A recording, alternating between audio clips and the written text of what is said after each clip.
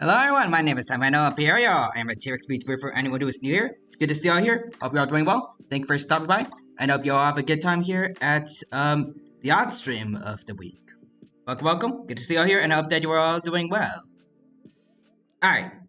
But you can probably tell from the title and everything. Right now we're continuing where we last left off with drawing some fellow T-Rexes today. I think last time we got, let's see. Hold on.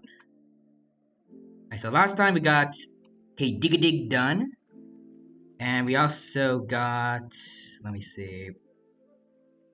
We also got Rachan done over here. I feel like I'm gonna change up like her neck feathers a bit. But yeah. Today we're moving on to, well, we're continuing work on it was Kohakusaurus. Then we're going to move on to Tyr and Alexandersaur over here. Yeah, hopefully that should go well, and I hope you have a good time watching me do these. Alright.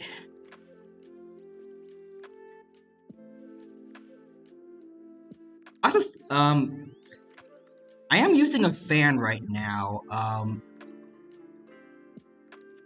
So I can't. The words just left my mouth. They just disappeared as soon as my brain was gonna use them. But I am using a fan right now. It's kind of just like lying around in the corner of the study room, and I decided to just like plug it in. Can you guys hear it or not? Like, I just want to make sure it's not messing up with the audio. But also see that Rice says, "Howdy, time out. No snacks today. Howdy, I good to see you here. Hope you're doing well. Hope you have a good time. Have a good time here at the stream, and that is okay. We may not have snacks today, but maybe there's some drinks you can have to enjoy. You can have while watching the stream."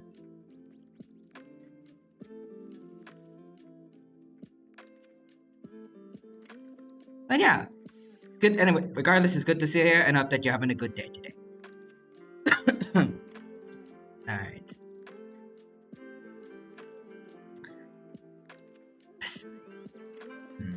I'm still struggling like with what to do with Koharu's sword. And I feel like I don't like how the eyebrow ridges look. Like I tried hold on. I'll grab an example real quick. The eyebrow ridges over here. I tried to fuse that with the little horns she has up here. I don't think it looks very good. I'm thinking about reworking that. I also got, I gotta get better at drawing cat ears, because, I don't know, I don't think I like the look of these as they are now.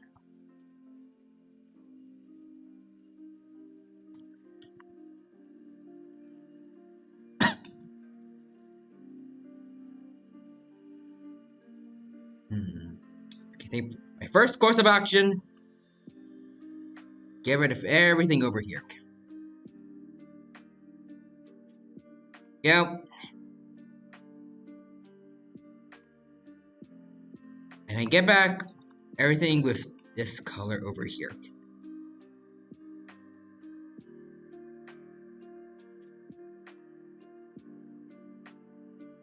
I think about maybe making these the color of her eyebrows instead, which are green.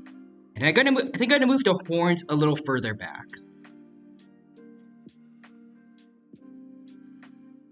Oh, hold on. We're just gonna do that now. Just fill in this little bit here. Alright. There we go. Now for this side. Alright. There we go. Now for the interior, just do this. Alright, good. I just need to find where to, hold on. Okay, found it. So we're just gonna get rid of that. And then we're gonna move the horns further back, like I said.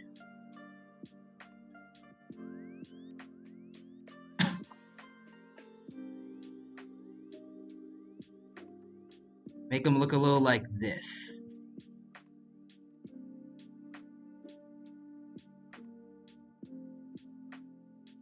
I think this works. Not quite the same shape as what Carlos has over here, but at least I think this will help them stand out a bit more. Maybe. I've tried to make something a little more closer to what she has. Alright.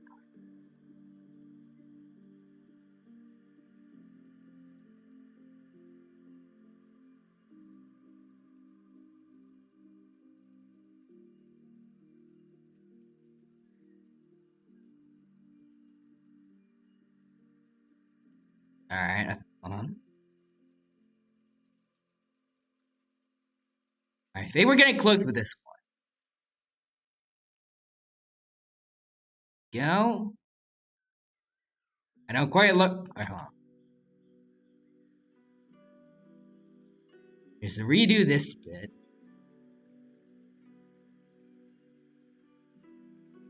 I think that works.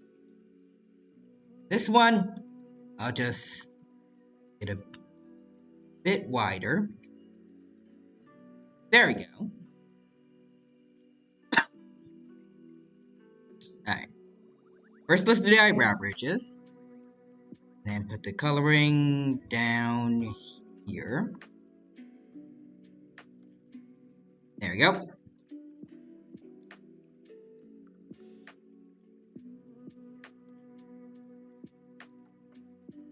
And that's one done. And there's the other, and I see that over there. That's better. And we do the other side as well. Nope.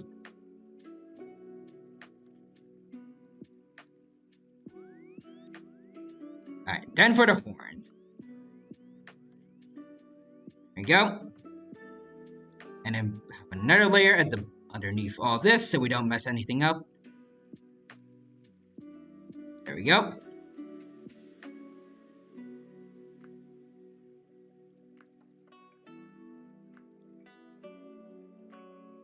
Alright.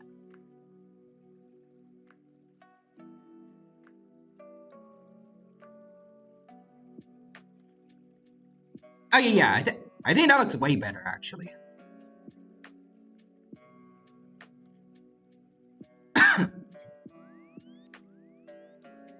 I'm also thinking about maybe making the top of the eyebrow ridges the same color as this to kind of match her hair.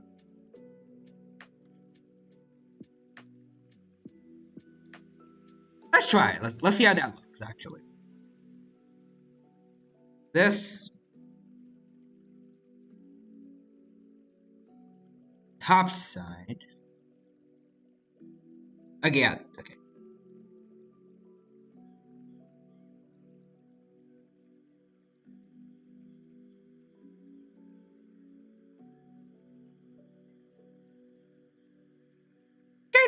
I think that looks alright. Here, erase a bit over here.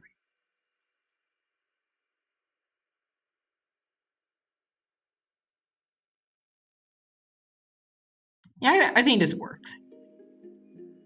Alright. And for the cat is. Let's see, where's the line art for those? Alright, there it is.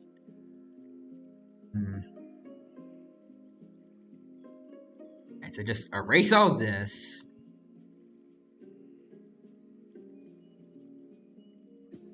Okay, hold on.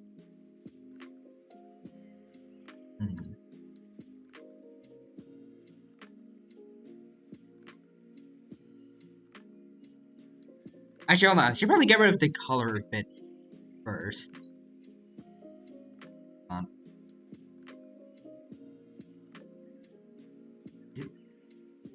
I can put the coloring on a separate layer. Did I? No. Okay, I did. But I have no idea where I put it. Oh, here they are. Okay, so let's get rid of that. And then we get rid of this.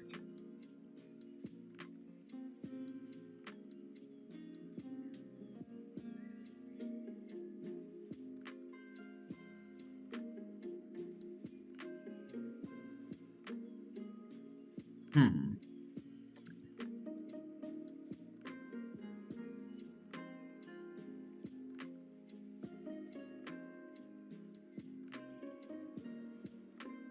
Hmm. You know, I was thinking about like, yeah, I should probably get rid of these two actually. I can recreate them later. These. No idea what's in here. What? Is anything? Okay, it's an empty layer. All right then. So where I shall draw the ears.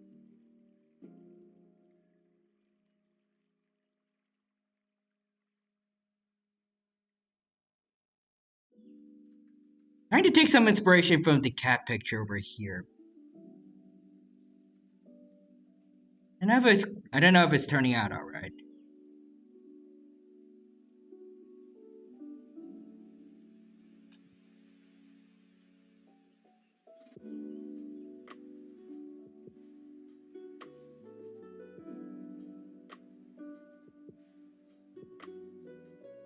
Wait, no, no. I did not want to do that.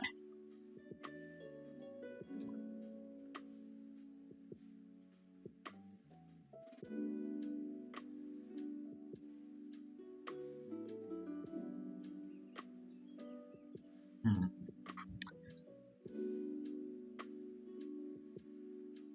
I don't know if this looks up. Let's see.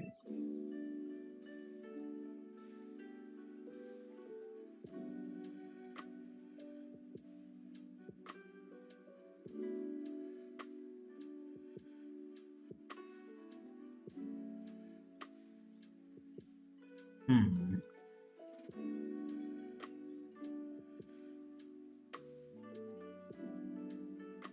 Uh, nah, I don't like it. Alright, let's see. I feel like we're getting on the right track around here with this line. No idea where to go from there, though.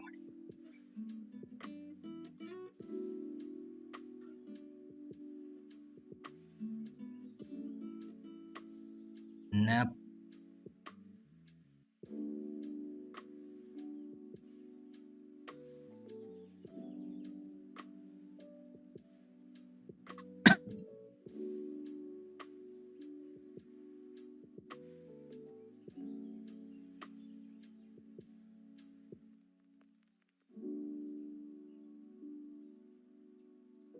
Alright, let me try something else. Try something here.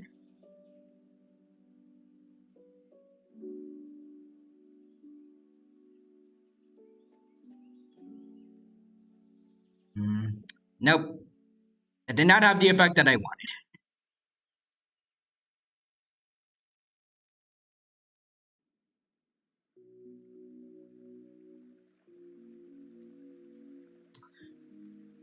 Nope.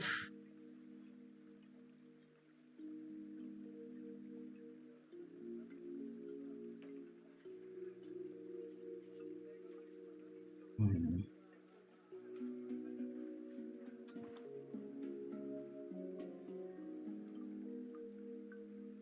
I don't know.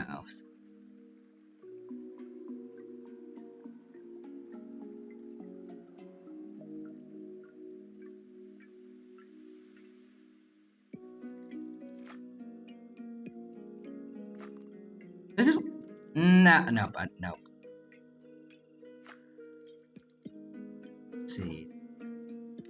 Hmm.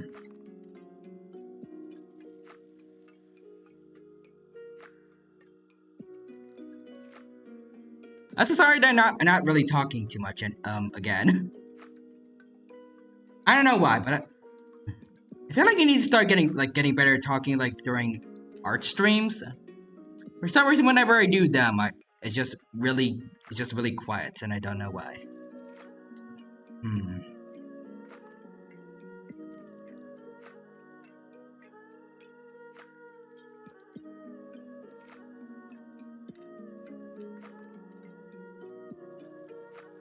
Hmm. let's try this.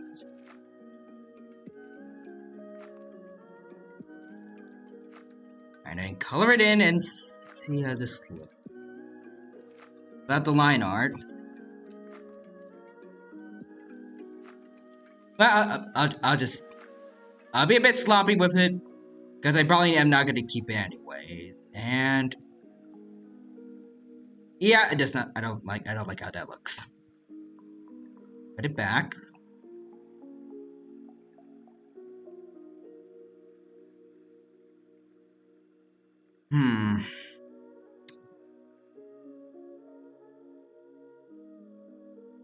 Drawing cat ears is hard. It's a lot harder than, at least for me, than I thought it'd be.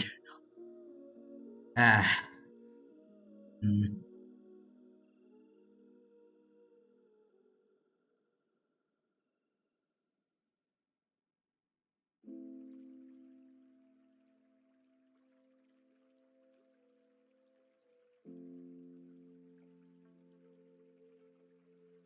What if maybe I try making them like.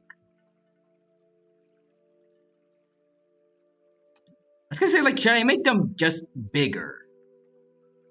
Because I think I feel like cat ears are proportionally a lot bigger on these heads than on my T-Rex, but I don't know. Let's experiment a bit.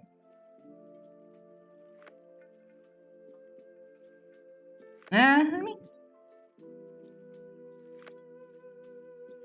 maybe I think it's a slight improvement, maybe, but I don't know.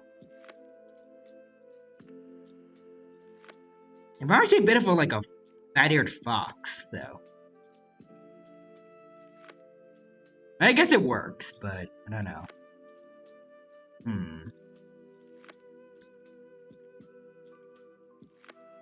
I may need better better references than this.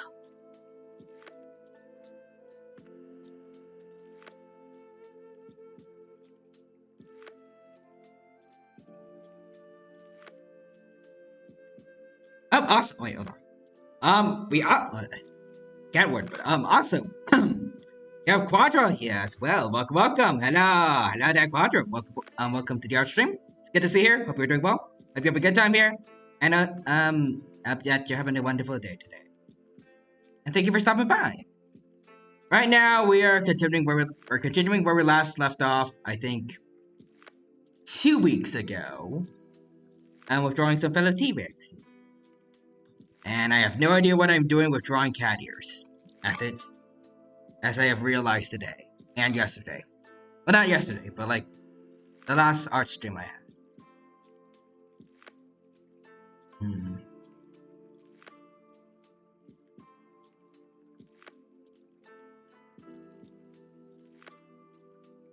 Or at least I don't know how to make them good looking on a T-Rex.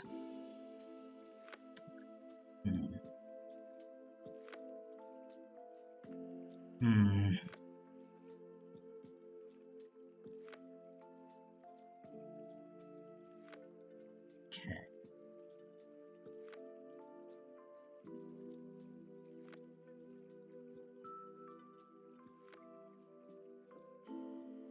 So let's try keep going with like just making the ears big.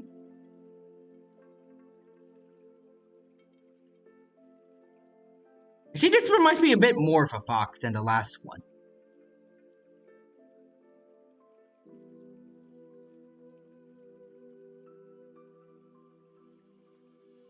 I shrink. No, that's not what I wanted to do. Shrink it down. Nope.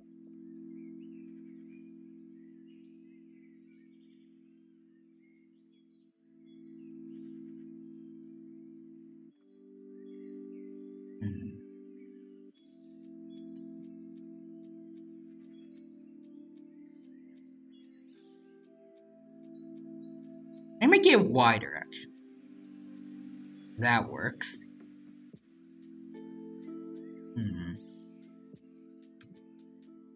I think I'm liking this a bit more. Also, consciousness, I believe you'll figure it out. Thank you, I hope I do. Because I still got 2 other T-Rexes to draw today. And luckily they aren't as, complex.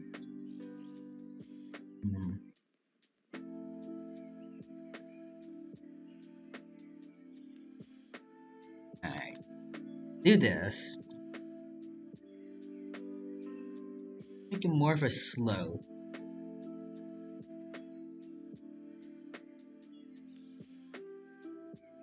I think he's looking alright. Oh, well.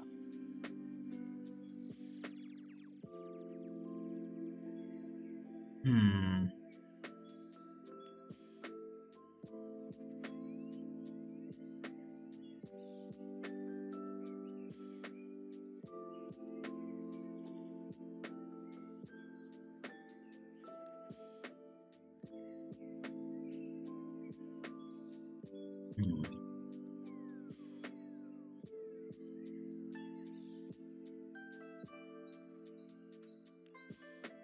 I think I'm going somewhere with this.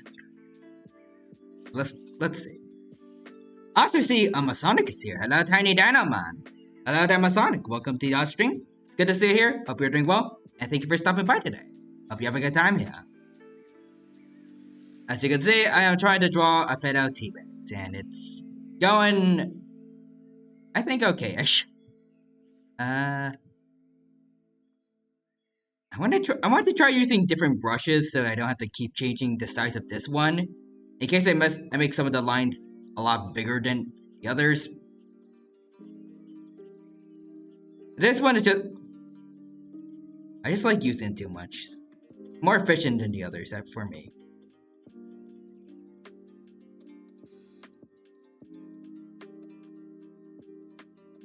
There we go. Rid of this. As I see, Masonic says, I just finished dinner. Nice. I might not dinner yet, but I did have a really big lunch. I guess that's good enough.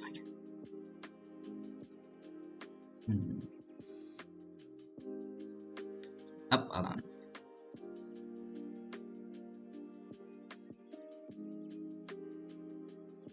On 0.58, I think it was.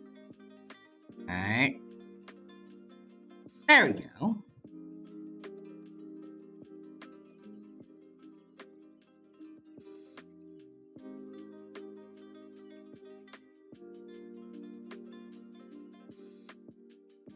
Let me just try and turn this around.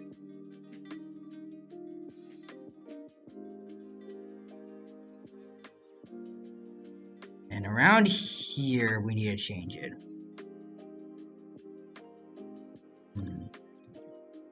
I'm trying warping.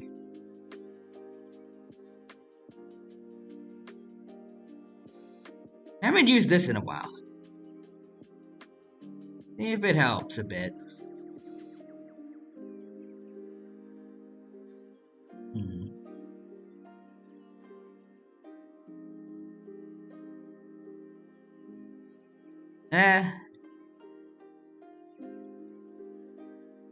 I mean, it's better than nothing, I guess. Might want to redraw it, though.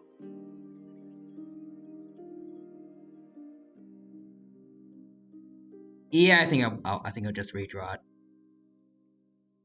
All this.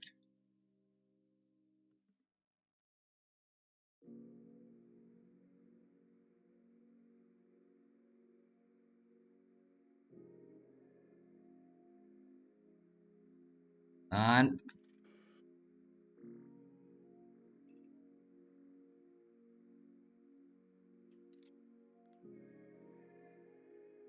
And that's better, I think. Alright.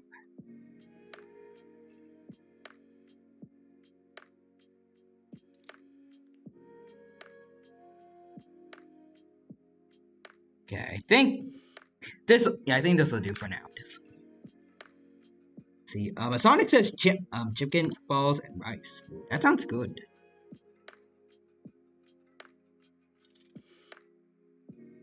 They usually have chicken breasts in the cafeteria on campus, but not much else. At least not really in terms of meat. I wish we had stuff like that. Also, right, Cookie says, it's like my grandmother once said. Whenever you have a nightmare, always make some sushi.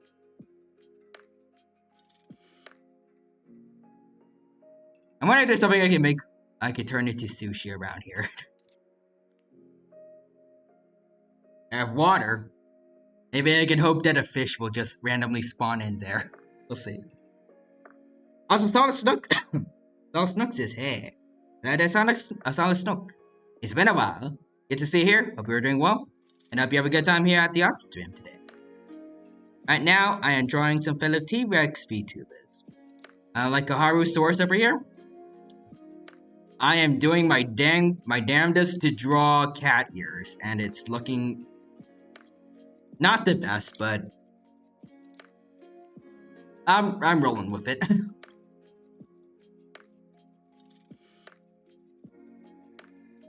But yeah, hope you have a good time here, and that you're having a good day today. Alright. Oh goodness, no, my goodness. Okay. This is the same line as... Yeah, okay, same thing as before, so I'm going to put the layer down here. I should probably label it just so I don't end up losing it. Yeah.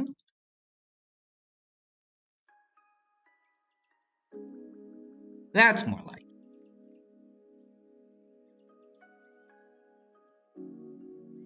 Let's... I want to try and add a little extra floof to the ears, though. You know, like trying to make them stand out from the rest of the T-Rex face, so that it's not just scales, basically. Well, at least it doesn't look like it's just scales.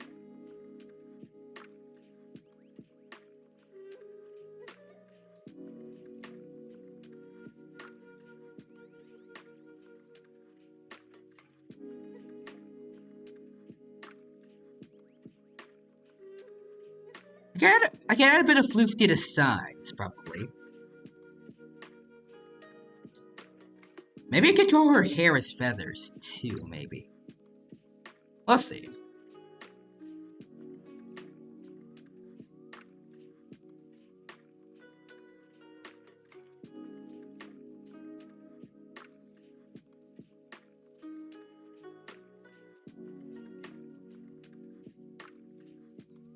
Alright, here we go.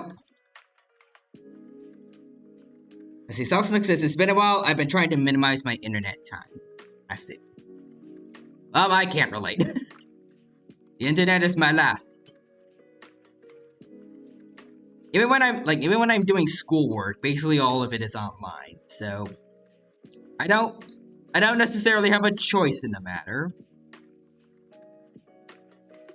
Plus, all my recreational activities are in the computer.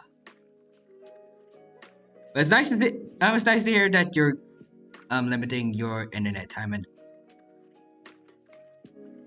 I don't know what the words are, but like probably like hopefully going outside and having doing something fun. I've been thinking about trying to go on walks more often, but I haven't gotten around to doing it yet. I think that would be nice. Also, Solus looks as it's one kawaii T-Rex. Peace. Also, Solus looks as that's exactly why I'm trying to minimize it. If my body would allow.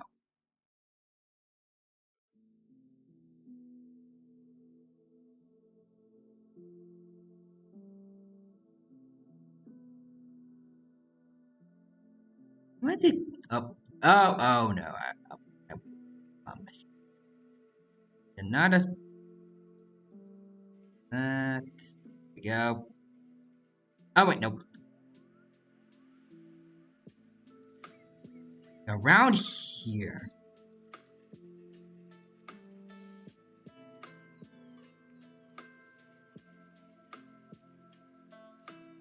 Like some parts of the hair sticking out.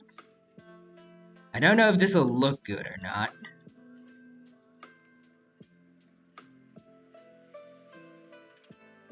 Maybe could just use it to like.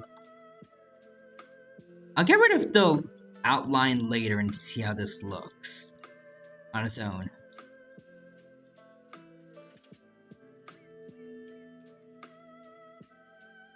Hmm.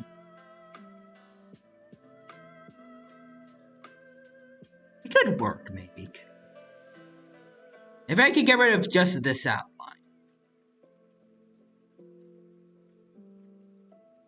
Got this, get rid of that. Yeah, I think it looks alright. It looks okay. We'll keep it like this.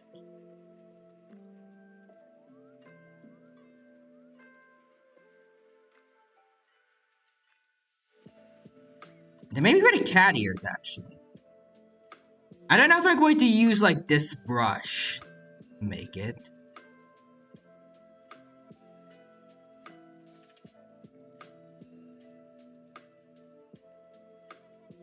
Actually, I'm going to lower the opacity, and I'm going to experiment it. I don't think I can do it with the stabilizers. First, let's do this. I try to draw the fuzz myself and see how that ends up looking later.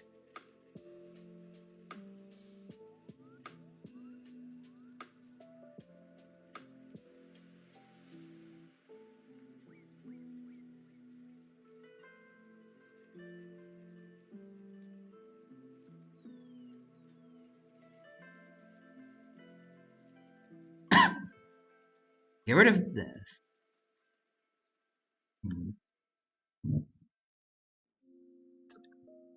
Alright, wait, still went on. And you draw the other side too.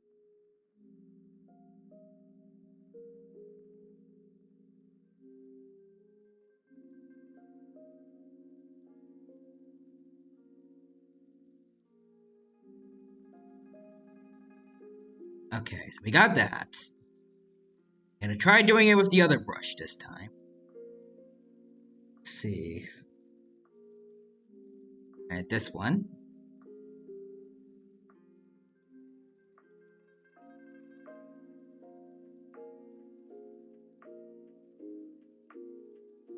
Hold on, let me see.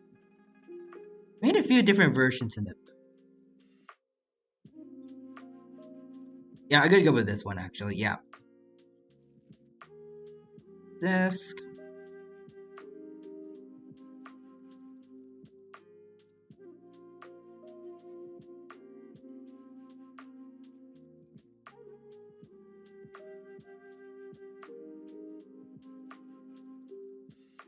Nope.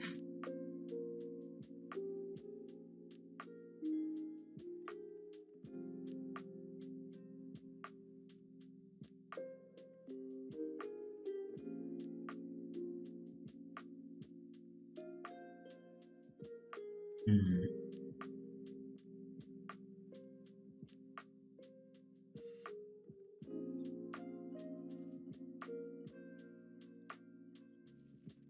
Let's see if this works.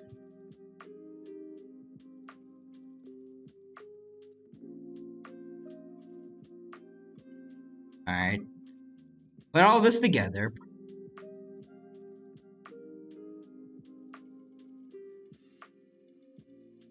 And then I think I'll do this. And let's see how it turns out.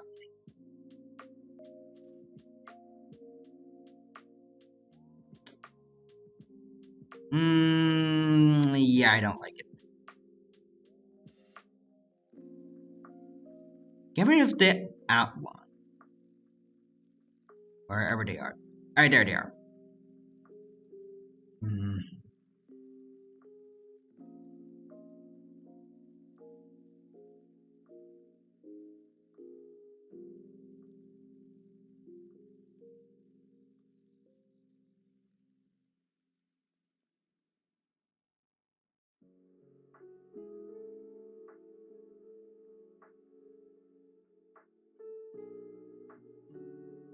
Let's see, alright, so handmade fuzz or fuzz I made using the grass tool for Krita.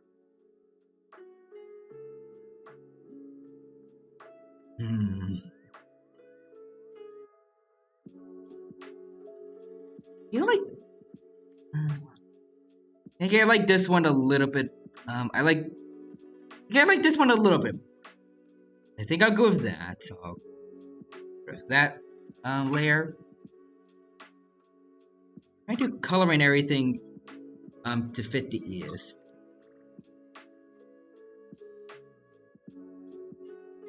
Also, I saw a bunch of messages came in while I was doing this.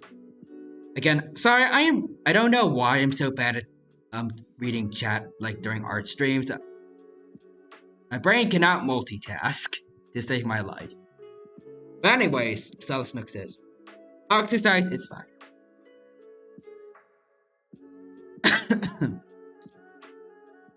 And I wish you the best of luck with the exercise. And I feel like I should exercise to it like more sometime. If I can fit into time in my schedule.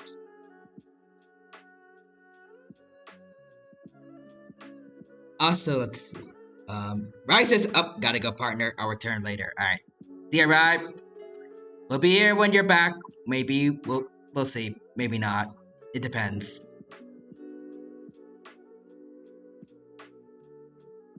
Also, Salsnook, a furry T-Rex is a unique sight.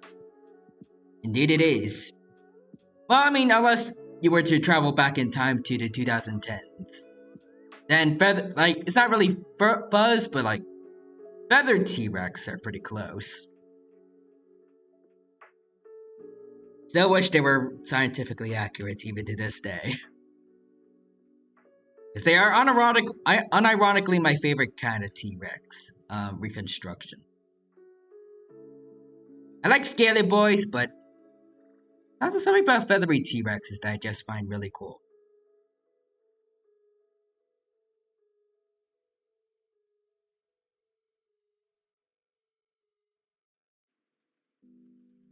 Solid Snooks is, I meant fur, not feathers. I know, but I mean, like, just, like, in terms of, like, the fuzzy kind of, visuals, I guess.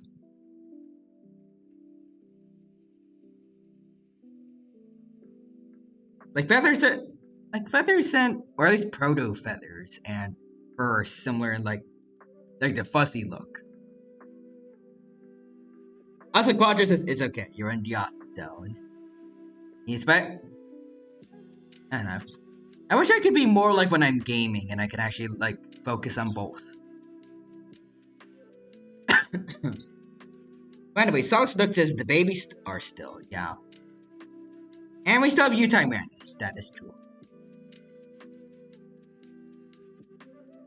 God bless, Utah Madness, but I still miss the old days when, feathered T-Rex, feathered T-Rexes specifically were, like, thought to be scientifically accurate. I miss, like, the Saurian T-Rex especially. That was a really darn good, feathered T-Rex design. Possibly the best one I've ever seen. And now it's invalid. Well, at least for now. There could be some proof out there that can, like, make feathered T-Rexes accurate again. We have no idea. There's the skin impressions, but they are small, so maybe if we're lucky, we'll find something of, like, an adult T-Rex with feathers just on its head, at least. I don't know.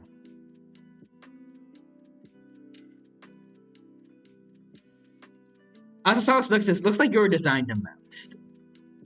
Well, I did base myself off a feathered T-Rex, because again, that's my favorite kind of Rex.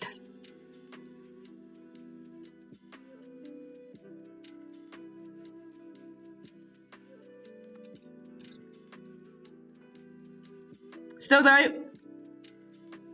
I wish, like, my feathered T-Rex could look as flashy as the T-Rex from Saurian. I feel like mine is, like, Let's see if I still have it.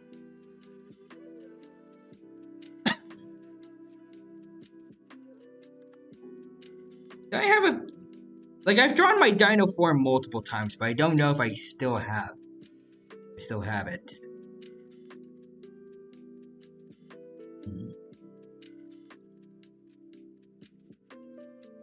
I feel like I should somewhere. I look far enough.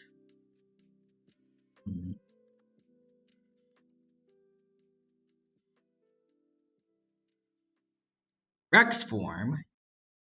Okay, I think this is my most recent drawing of me as a T-Rex, but like I do feel like it's a lot better than what I've had in the past.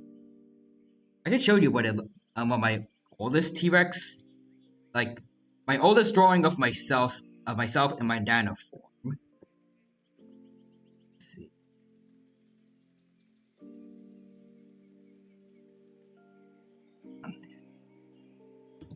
Let me try to find it. Maybe somewhere.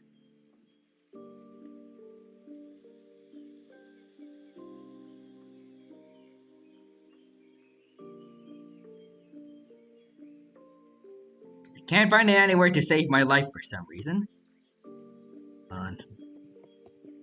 It's a really old one, so I don't know how long it's gonna take to find it. But it was from like when I started out at like the very beginning of when I did VTube and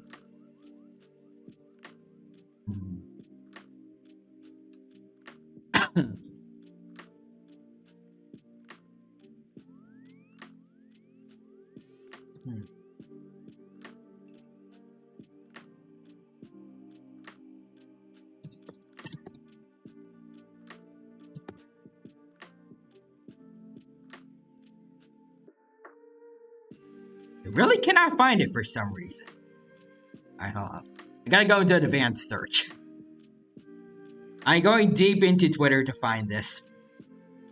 Alright, so let's see. I know it's here somewhere. I'm pretty sure... Like, I'm fairly sure I've never deleted a tweet before. I'd be surprised if I can't find it.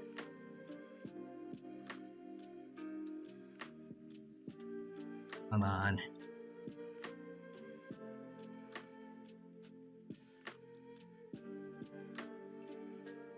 Let's see.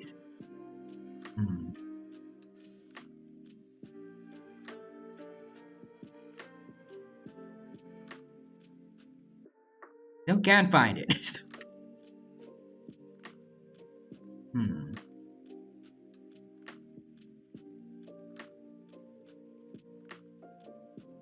Huh. Did I actually delete the tweet? I don't know why I would.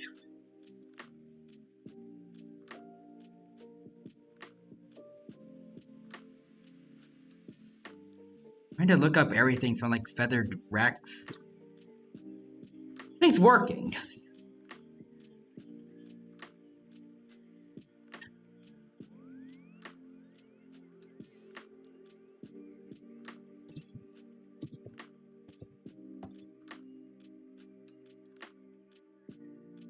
Oh, there we go. I finally found it. Let's see. Alright, hold on. Let me bring it into, there we go. Finally. So this is what my first, drawing of myself in my dino form looks like. Let me just erase some of the, stuff over here. So, yeah. It's not like I'm blocking anything.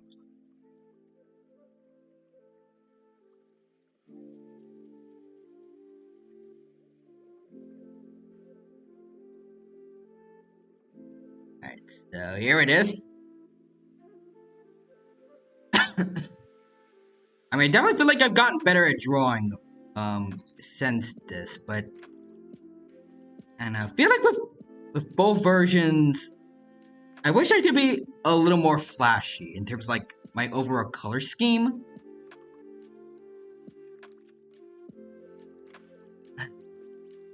Like some people have recommended in the past that I get myself like stripes or something.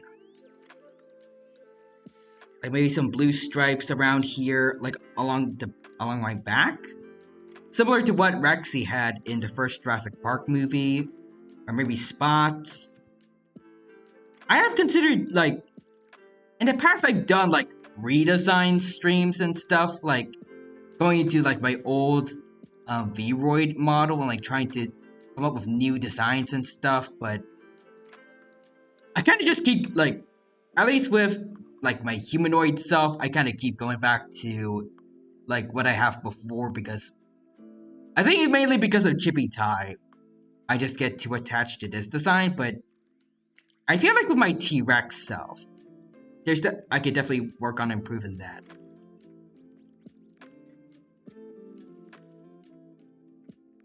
I don't know.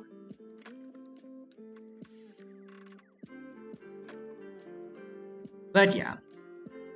Also, Solid Snooks is floofy. He's very much floof. And the floof has grown since then. Like, for some reason in the past, I don't know why, but like, I had the head feathers and the back feathers not connect, which I feel like just looks really awkward now. Solid Snooks, yeah, it's a little lion thing going on. It's like a subadult lion with his mane trying to grow in. And then there's this guy. Like I said, like all the feather is grown in.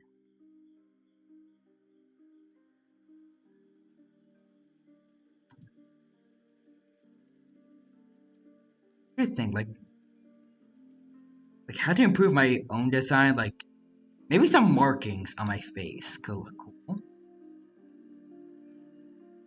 I think the prehistoric planet T-Rex has something.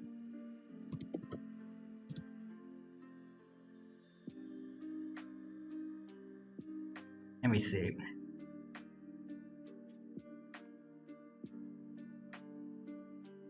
Alright, hold on. There's not a lot of good renders of the prehistoric planet T-Rex for some reason. I don't know. There we go. So there's this thing from Kookaburra Survivor, if you want to look them up. To say again, Kookaburra Survivor. Gonna put their picture over here so I can get rid of the background. Alright, here it is. Like, here's their drawing of the prehistoric planet T-Rex. I feel like the addition of the eyebrow ridges, which I didn't have before, look a lot better than what I had like this, where I would just draw eyebrow ridges for theropods as just like this. Just hold on. Just an itty bitty line over an eye.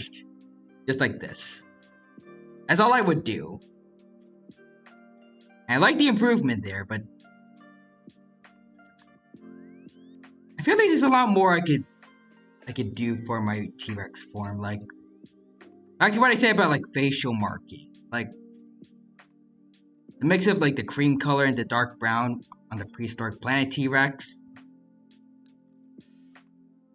Think about doing something like that, maybe.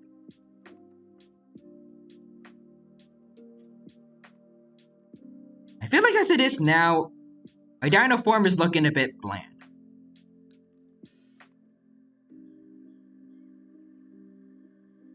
And like one of the main things I like about feather T-Rex is that the feathers can give them a bit of a more flashy kind of look. Like this, Korean feather T-Rex again, but this time it's the darkly colored one.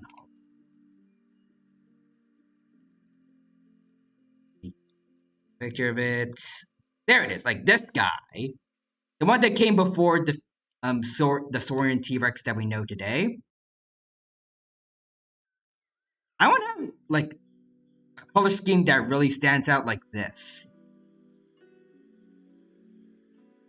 I feel like that will look awesome. And we can incorporate like gold into like gold coloring into like my eyebrow ridges. I don't know how well that will look, but I don't know.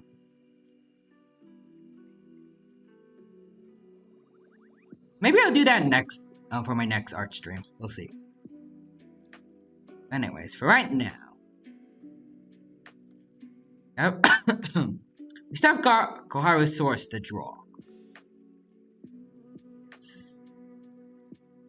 I said I wanted to try drawing her hair as feathers. I don't know how that's gonna look though. Everyone else that I've drawn so far, like they explicitly had like something feathery like on them. And everyone else usually is just scaly, so I don't know if I should... It's fine like this, but I don't know.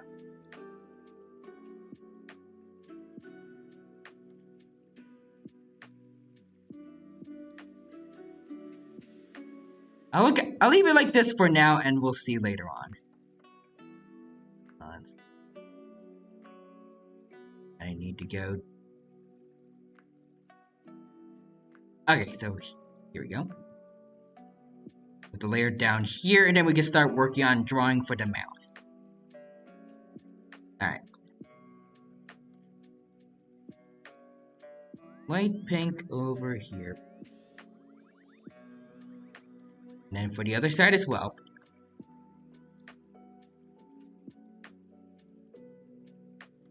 Alright. Actually, speaking of feathered T-Rexes, we are going to do tier next, so that's going to be pretty interesting.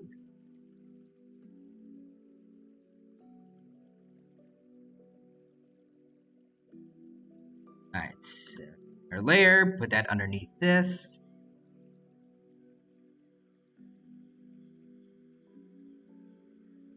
I think this will be the tongue.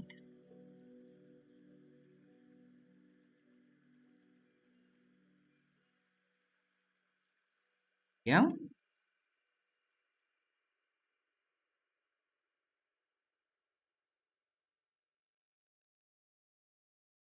Alright, we're almost done with this one.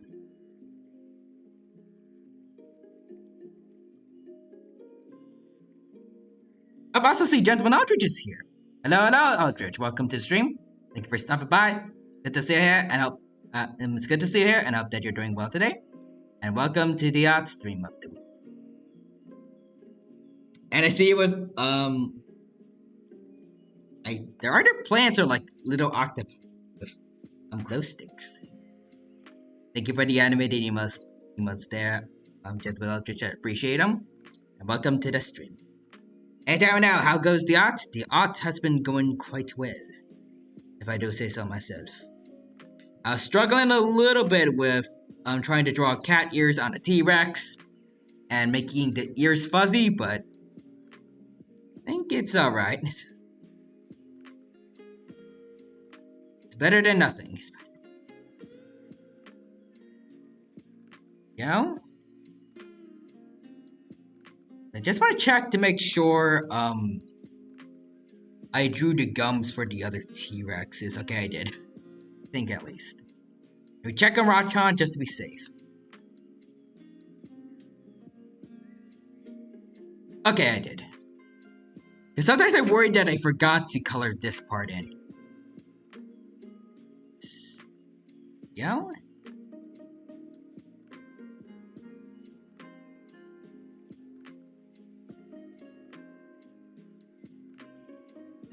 So now that we're pretty much done. Here, oh. Hold on.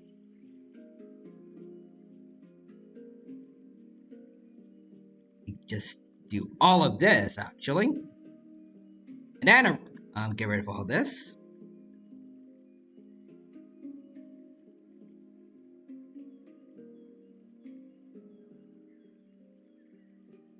And then put it all over here. And merge. And I think this is the final result. And I think it's not too bad. Alright, so now we got Tia. Fellow T-Rex who is also feathered. Let's get rid of all this.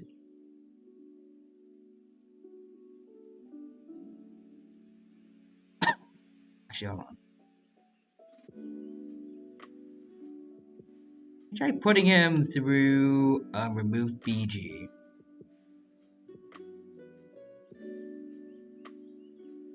I don't think that helped. Oh well. Yes, I'll just have to do it the old-fashioned way. Alright. There we go.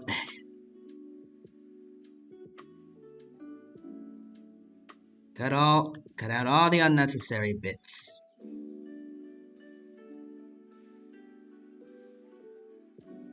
Alright. But yeah, besides that, I hope that you're doing good today, gentleman Eldritch, and that you have a good time here at the art stream. Alright.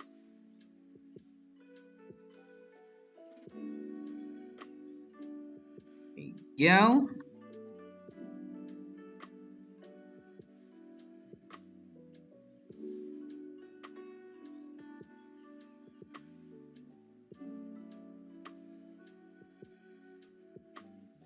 Rid of this. That's more like it. Alright. So now we're ready.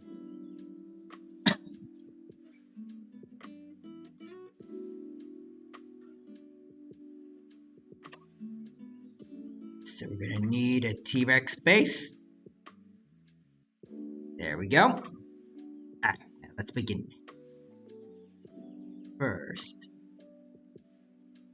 got quite a bit of fuzz on my fellow T-Rex here, so let's work on that. Nice, good. I wish they could let me just like input numbers for the size. Ah well. Let's see. When the feathers go up to like in between the eyebrow ridges, so maybe we can have it up. Actually, no, I think it's I draw fuzz better without the stabilizer. But have a little bit of fuzz sticking out over here. Goes down to around the cheek.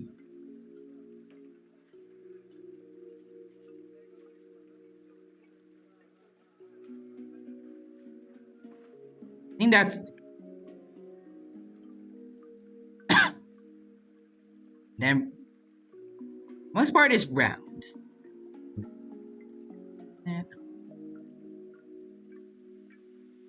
Get nice and round. Alright. Oh, nope, that is way too much. Way too much. Way too much.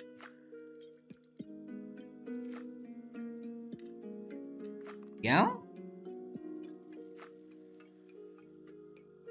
Yeah, I'm really liking how the feathers are looking so far. Nope, I did not like that.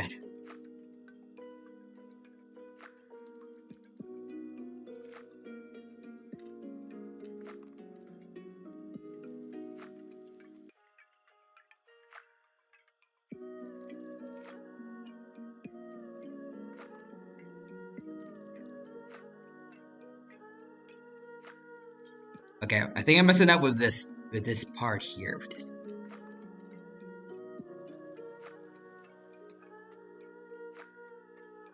I did keep it round.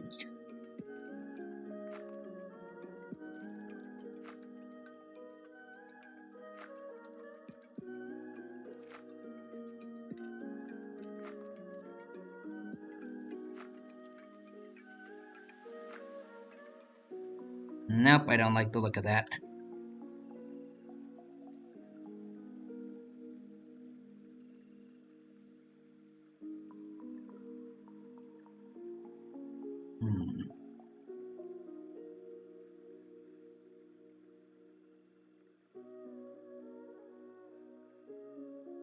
Let's see.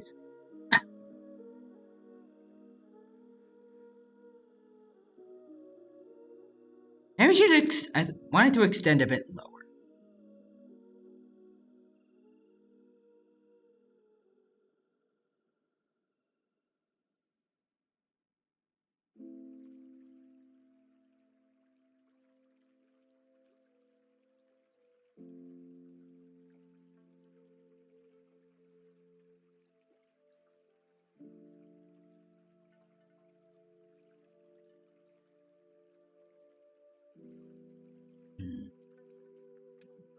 Nope, not one that's...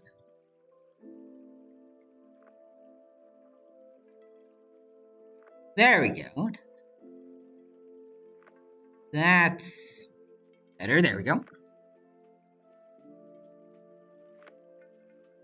I think I like it. Also, Gentleman Eldritch says, I am good. That is good to hear, Gentleman Eldritch. Oh, okay. Hmm. Doesn't look bad, but I think I want to extend farther. Looking a little bit flat.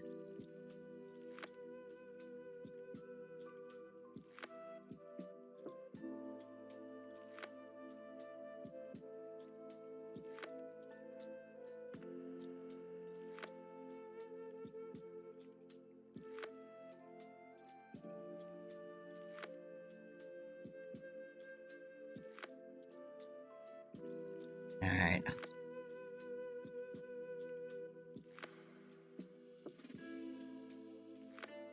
Okay, I think this is good. Alright. First, let's get put the layers down. And then we need to do this. Then we start working on the fittest. Well, hold on, actually.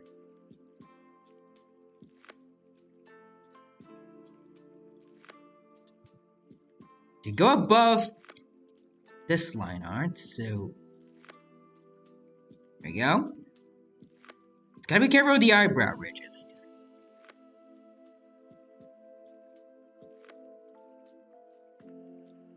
Go.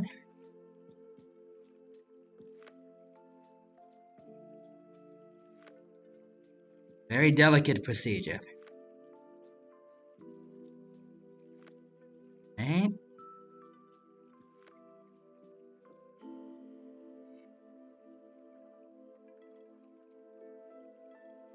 Okay, so we gotta be very careful, like going down this entire area. Oh, nope.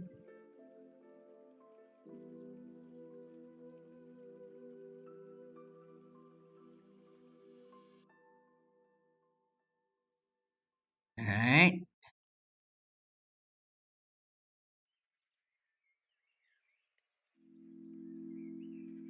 Careful.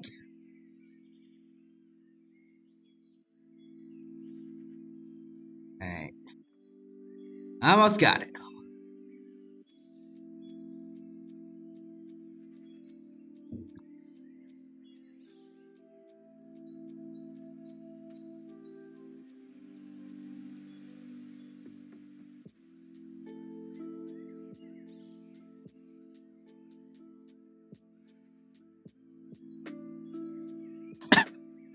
Alright, there we go. Now we can draw the rest of it. Speaking of wood, I feel like this part is a bit off. Make the feathers more leveled. There we go. And back to drawing the feathers.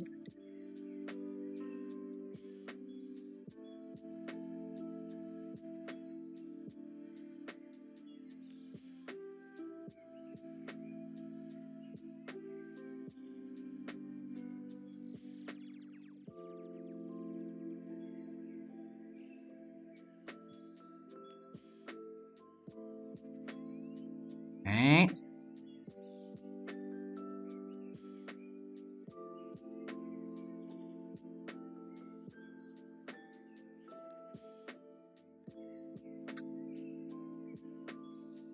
There we go. Make the brush a little bit bigger. There we go. Alright.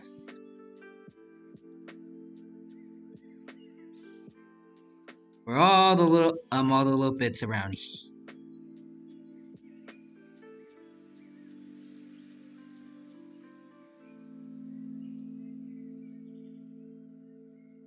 Nope.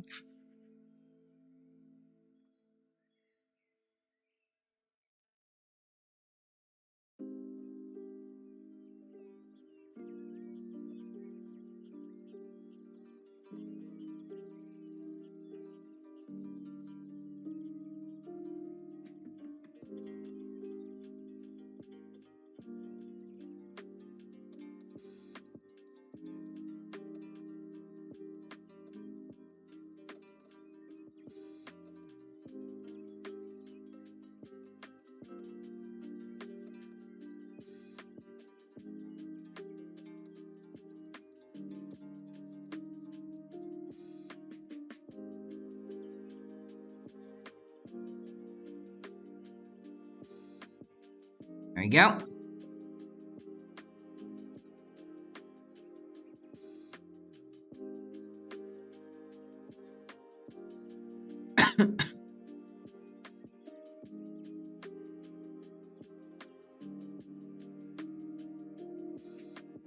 Alright, there we go.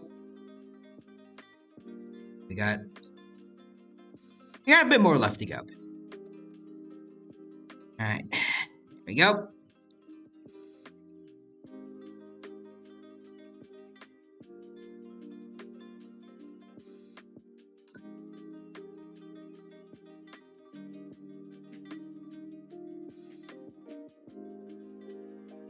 There we go.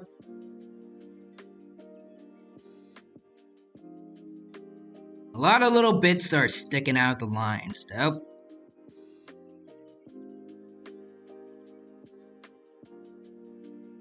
Nope.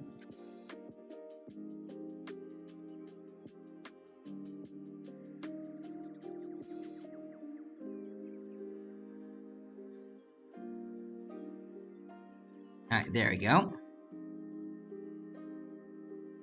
Nope.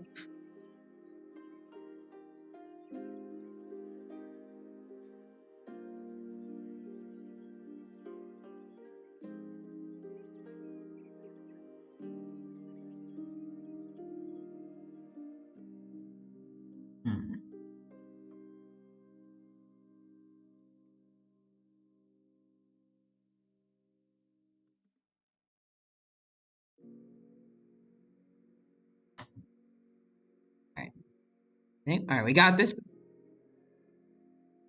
Okay, yeah, we don't have too much left to go. Oh, also see John Rise is here. Hello. Hello there, John Rise. Welcome. Thank you for stopping by the stream today. Good to see you here. Hope you're doing well. And hope you have a good time here at the odd stream of the week. Welcome.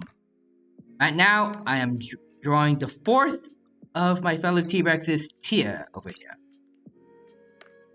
I think its username is Tyrant Tier over on Twitter. I think they're going pretty well so far. We're just working on drawing the feathers right now, and then we'll soon get to drawing the scales. Well, I guess the color of the scales, not the actual scales themselves, because that's going to take forever.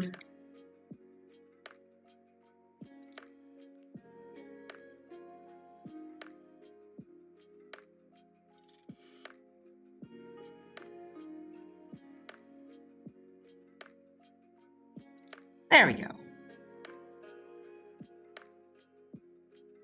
So that's done. Now we move on to these.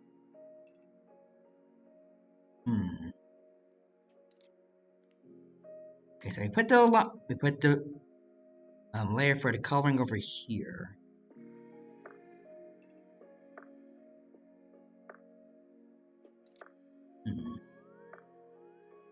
This color scheme is actually pretty interesting because it's not just counter shaded like what other T-Rexes have had. Other T-Rexes have had so far. Where like the top side is usually more darkly colored and the light side's more lightly colored. It's a bit of a mix over here, at least on its face.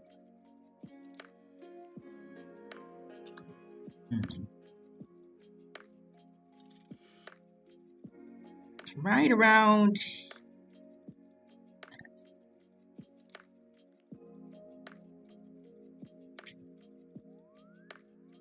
As it goes around to the eyebrow ridges as well.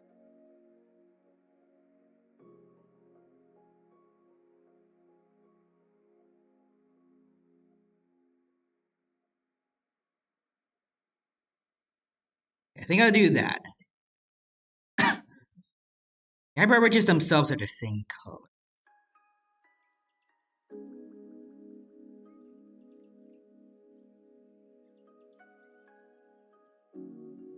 There we go.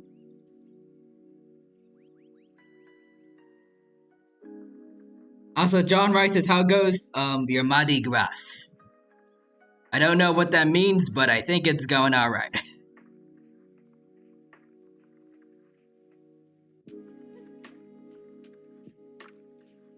Let's see.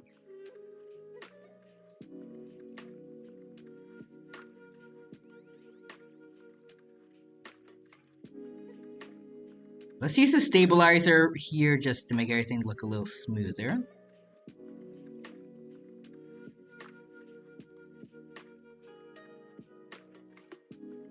There we go.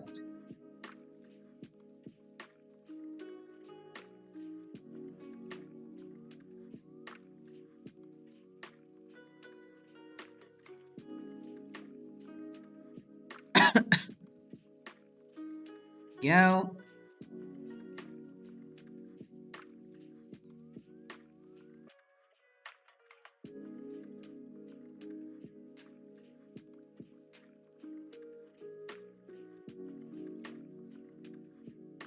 There we go.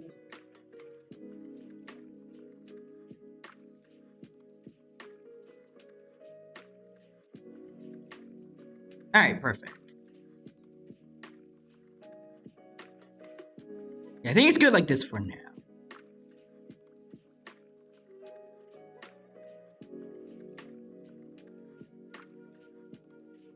Then I think I want it to look like this. Oh, hold on. Oh, something went out of the lines there. Right. Go.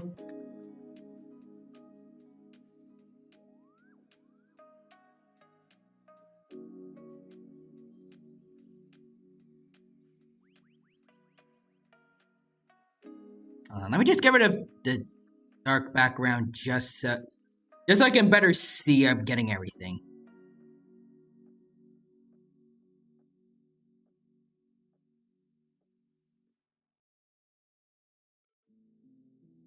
There we go.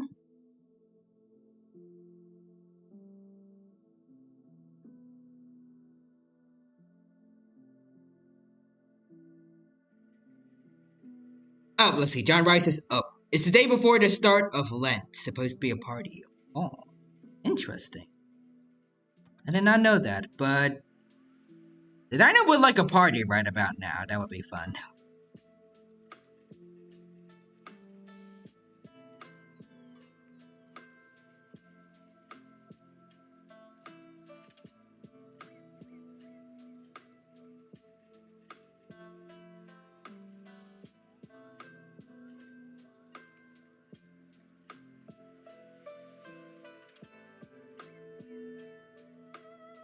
Alright, let's get the gums now.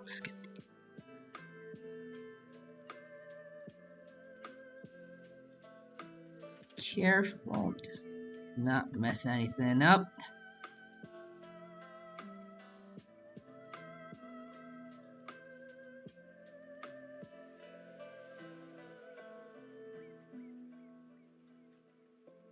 There we go.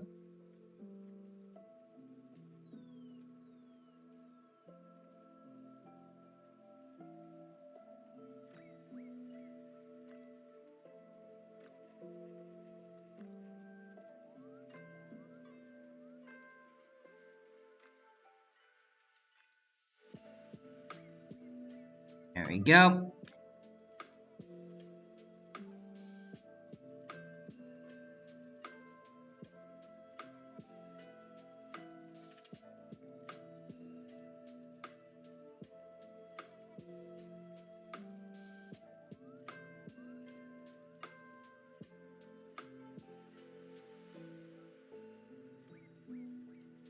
There we go.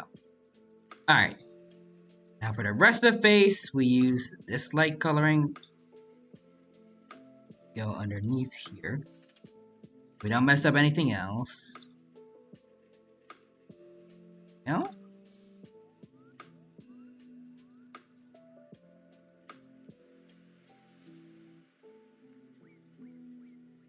So I think I'm gonna go back to the darker background. Yeah.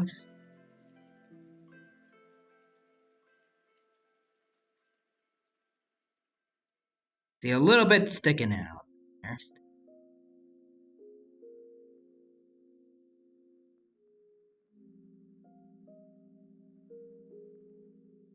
Going to remove a little bit of that. A little bit of the darker purples. The transition between them looks a little more natural.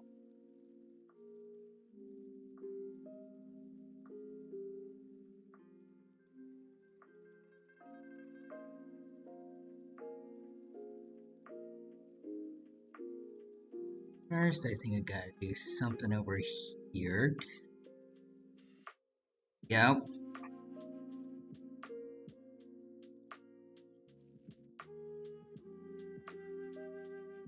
Over here too. Refill everything over here. The eyebrow ridges.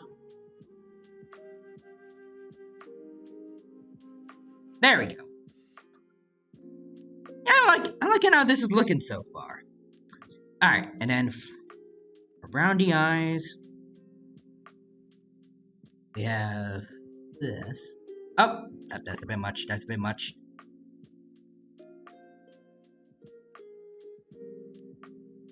There we go.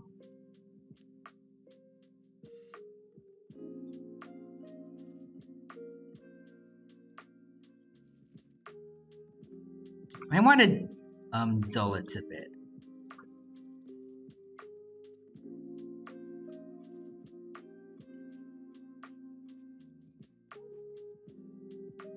There we go. I think that looks good.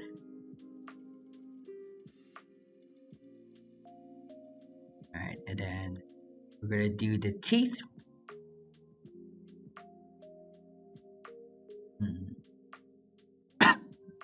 Trying to think of what else I could do for tier.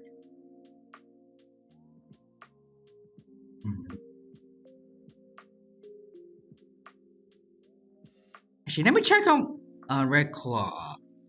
Because he's a fellow T-Rex that had feathers. I want to see if I did anything like for him around here.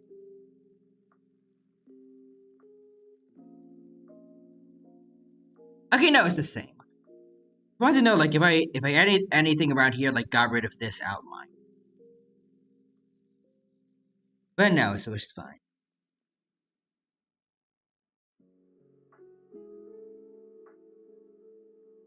Wait, I need to check on something.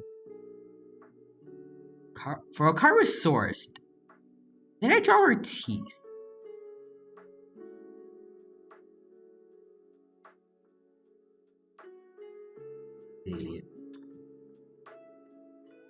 Okay, yeah, I did. Alright.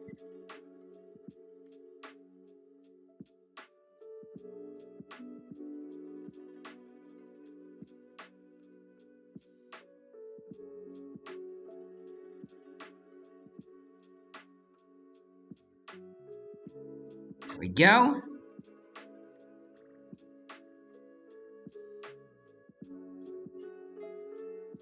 See, so the human version of Tyr has these little spots, like little scales on his face.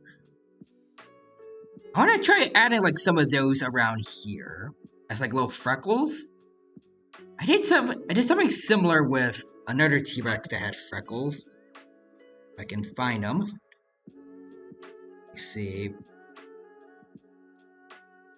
Yeah, this one over here, Tara. I want to do something like that for Tyr.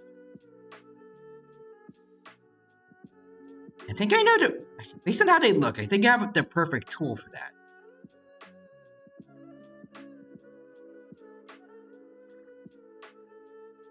Hopefully.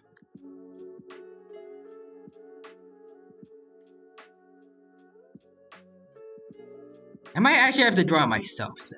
We'll see.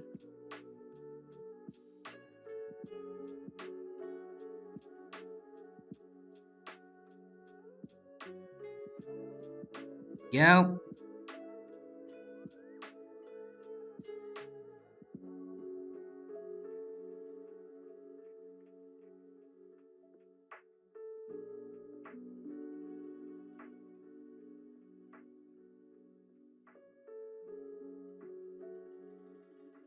Go. Alright. Nope, nope, nope, nope. Now the lines again.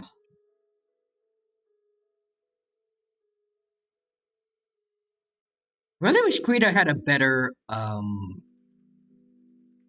like, selection tool. So I can actually use the outline. Like, I can draw within them without going outside of them.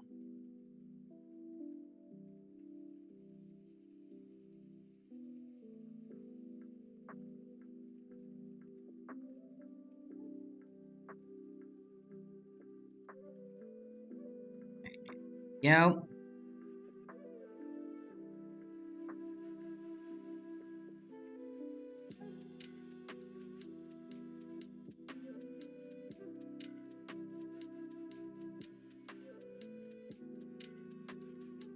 There we go.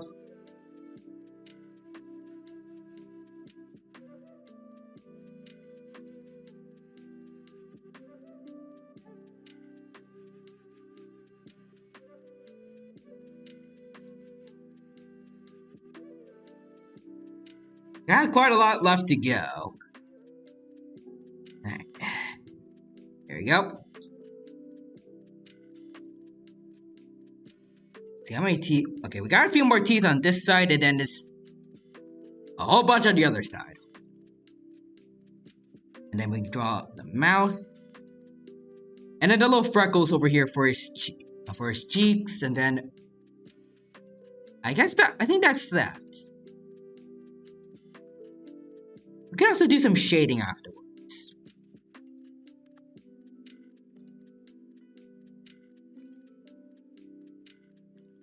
Pretty sure I did that for the last batch of T-Rexes. Alright.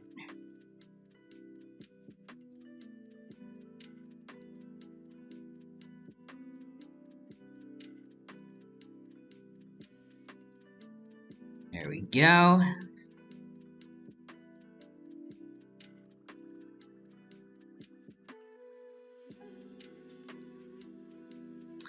I feel like I should do, like, I tried doing, like, what I've done in the past, like, just come up with random, just, subjects to talk about. So that way I'm not just kind of leaving y'all, like, just with silence.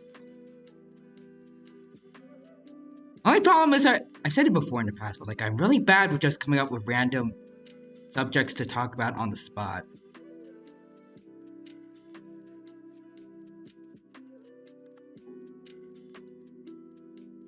Also, John Rice says fair. Like I know I've been able to like multitask like with games in the past, but for some reason with art, I'm not as good with that. And I want to try and like practice it. The John Rice says, "Ooh, talk about some movies you watched." I haven't watched any movies recent, but I have seen clips of Puss in Boots, in The Last Wish, I think it's called, or just Puss in Boots 2. I think it's pretty cool, just with what little I've seen. I know, like I've been mainly looking at clips of the wolf guy, Death. I will say, like, I feel like what everyone's been saying about him is true. Like, he is probably one of the best animated villains of the era. I think, and I don't know how to put it into words, but like, I have some examples. Like, say that his voice actor is really good at being like when he's talking to Puss, the bar, and like I think at the very end of their last encounter, he can speak really casually, but also still make it intimidating. I guess. I think that's the best way I can put it.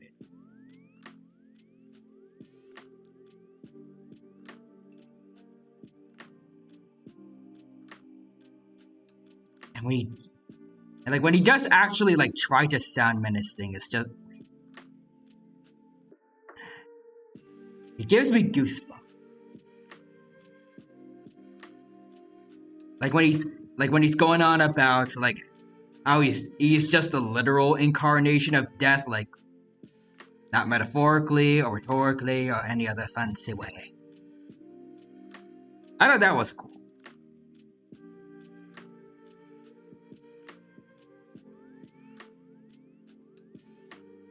Plus, I don't know why, but I really like listening to his whistle. Like that, like the little tune he whistles every time he shows up. It's just something about it that's like, it's mesmerizing. It's just something really nice to listen to.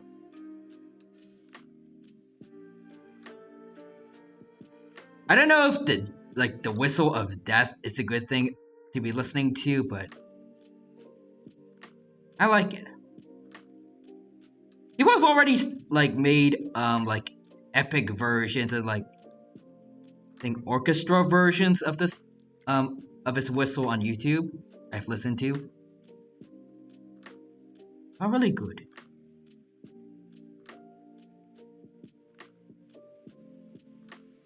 I also like all the memes that have kind of sprouted from that movie, like particularly Death telling Puss to pick it up again and again.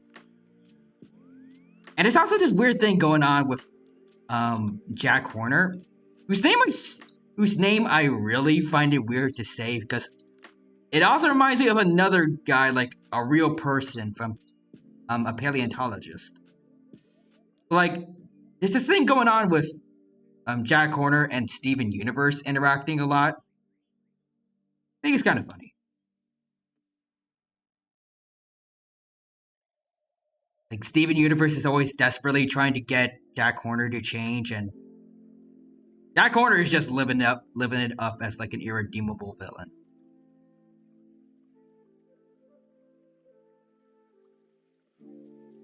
Also, I see some messages that I've missed. Quadra says, soon, oh, Shenhe's coming back. I need your blessing to get Shenhe. Oh yeah, I remember that. But yeah, I wish you the best of luck in getting Shenhe, Quadra.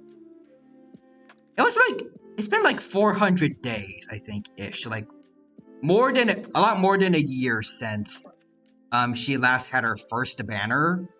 And she never had any reruns during that time. As John Rice says, okay, yeah, so it was the last wish, and apparently it was I'm guessing it was made using a dog whistle.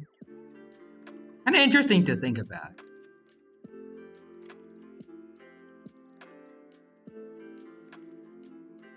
I thought like dog whistles wasn't like worth like you couldn't hear them though.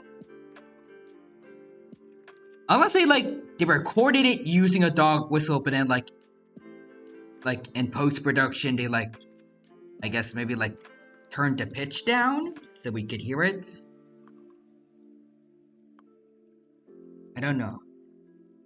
But also Quadra says, I really thought Eula was coming back this time. Nope, it's Shenhe. And I'll say this, like I still believe she should have shown up like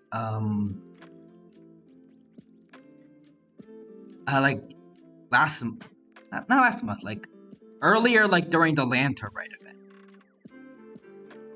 Plus Baiju and like a lot of other Leeway characters.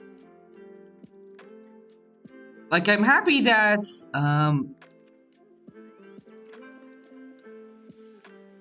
who were the banners for the Lantern Red again? Like Yao Yao's a 4-star, so she wasn't like the featured 5 stars. I forgot who they were. But I feel like Baiju and Shenhe would have been a good combination of banners. Like not Yula. Shenhe finally gets her rerun, and then we get a new Dendro character from Liyue to kind of match with Yao Yao being released. Kind of like how Tainari and Kale had they were released at basically the same time. They could have done something like that, but with just the 2 Liyue Dendro characters.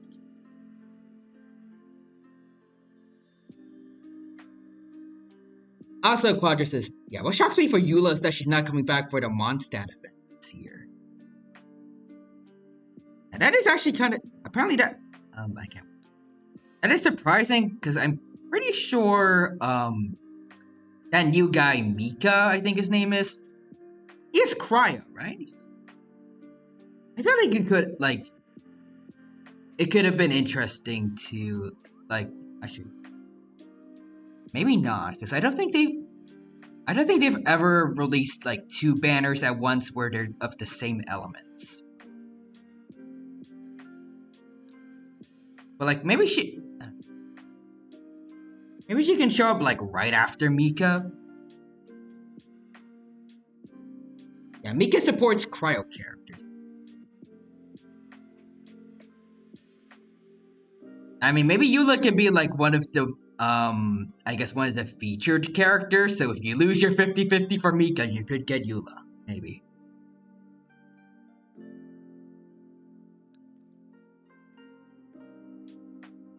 But also, let's see. Yeah, it was Alhaitham and Xiao. Okay, Xiao makes sense because he was featured quite a bit during the Lantern Rite events. Kind of, actually. He was in the trailer, but in the story, he kind of showed up to save us when we jumped into some water ourselves to get an Adeptus to show up, and then he showed up later to have dinner with us, plus the 2 Archons. He didn't really do that much, so they could have given the banner to someone else, and I feel like it wouldn't have been that bad. And I'll hate them kind of makes no sense. During the Lantern Rites, I feel like that should have been a spot for a Liyue character, and they could release I'll hate them after.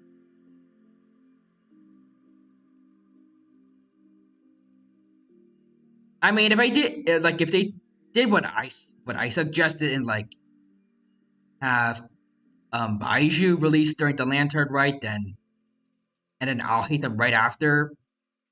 I guess that could be a bit of an issue for players, if they want to get both Dendro Husbandos, but I feel like that wouldn't be the most painful of banner. I guess the most painful order of banners that most people have had to deal with.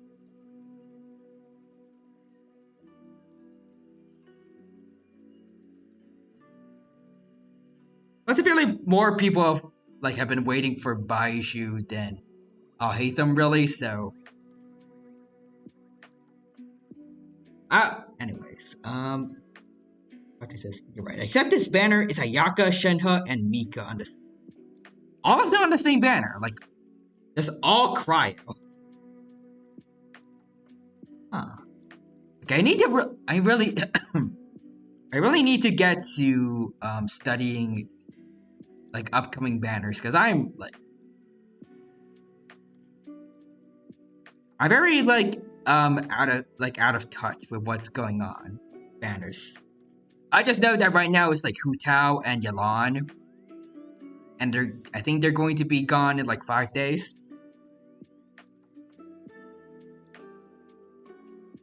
Yeah, it's weird because this patch. Yeah, Patch's banner is weird because it's a Mondstadt patch, and we have no Mondstadt 5 stars. Mondstadt just keeps getting shafted, in my opinion. I mean, sure, we got Mika, but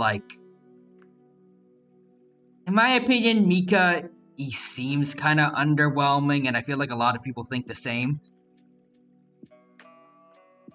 I know a lot of people have been like speaking pretty badly about him. Like, I think a lot of people are saying that he just looks like a ripoff of a certain Vocaloid. I don't know their names exactly.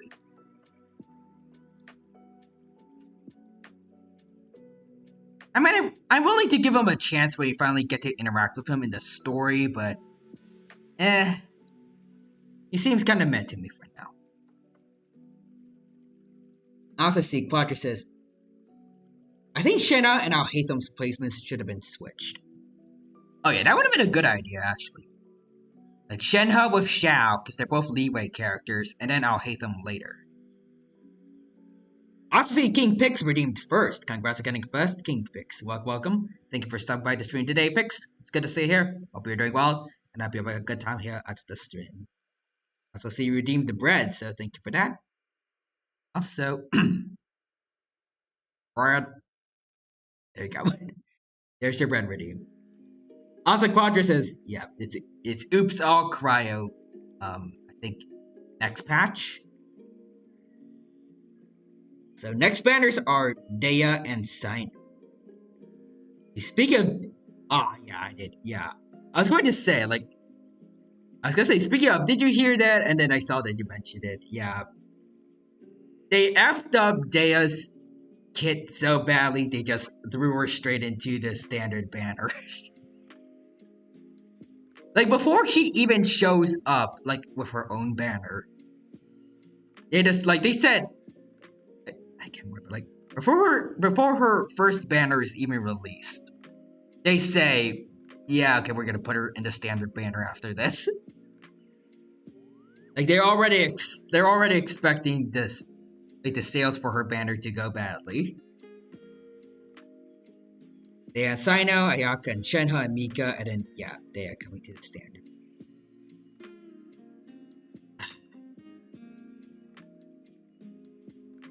Like they could have pulled a Zhongli and just like fixed her kits so people would like her and want to pull for her, but they just threw her under the bus for God knows what reason.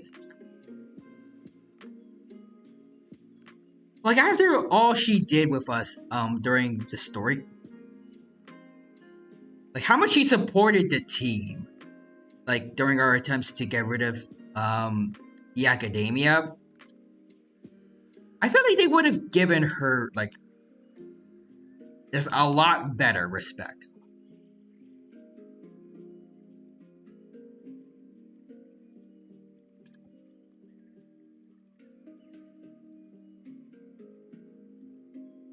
Like I remember, like there was around the very end, she and some of the Ermites that decided to work with us, they beat up like the entirety of the Academia's guards after they rounded them up in the place where Nilu's theater is.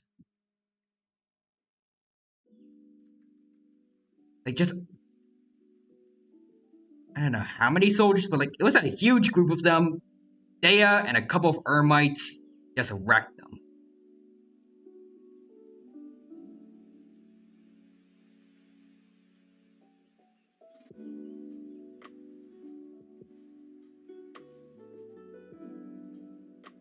And then like when the time comes to make her a playable character, it's like hot garbage. I think they made her scale, like her damage scale to how much HP she has, something like that. Also, let me see. Mistwell going off on this tangent.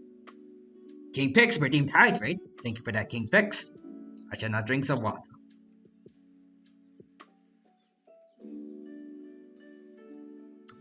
There we go. Roger says, Dea makes me so sad because they wanted to pull for her. Yeah. Like, they made her an amazing character in the story. And then, again, like, they just I don't know about shafted, but like, they dropped the ball when it came to making her playable. I don't know why. They didn't even bother to try giving her buffs, as far as I know. They were just like, okay, this is a hot mess.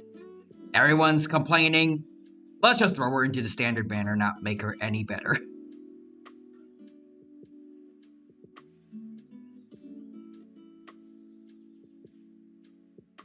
Yeah, I would have preferred. Yeah, delaying her for a patch would have been good, and you just need to rework her kits,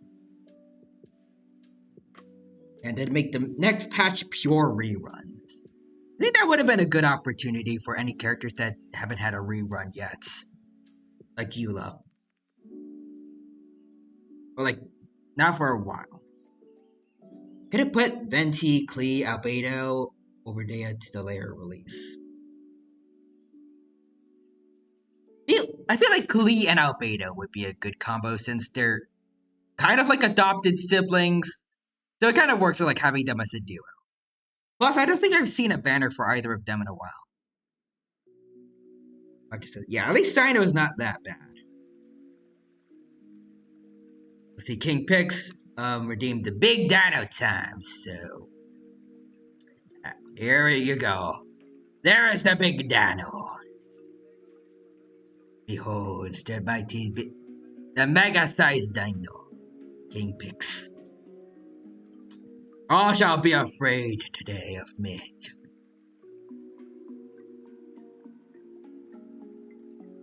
But also the Quadras, they are always scaled with HP, but nerfed it hard. And put the better scaling on a constellation. So they didn't even give her a buff. They gave her a nerf.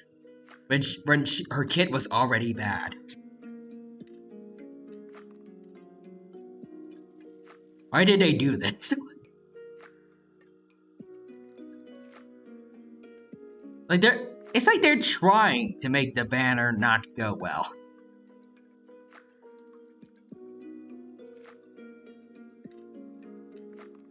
It's like, I don't know how to word it, but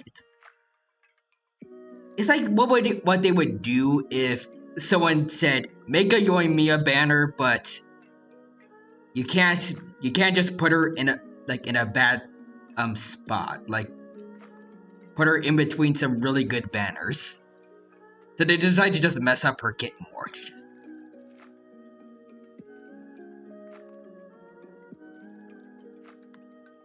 Alright, there we go. Got the little freckles ready for tier. Let me just do a little Gaussian blur.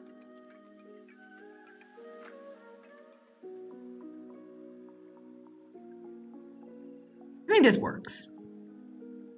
There we go. So this is the completed look for tier in his dino form in my style. Just get rid of everything.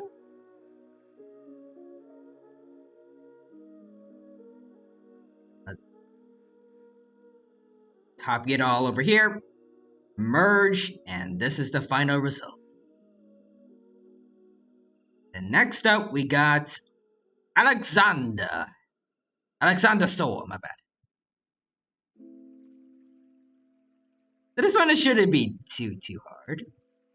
I do want to add a little something to match I guess I don't know what this is called, a tank top, I think it is.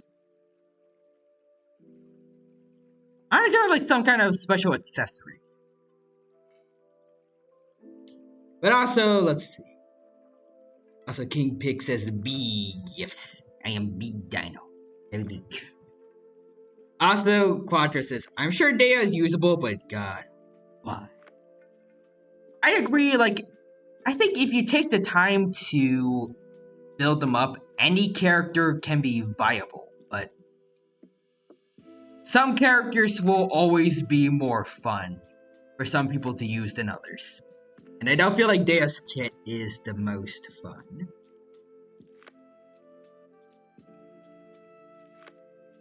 I know, yeah, people said Yoimiya or Release Strongly were bad.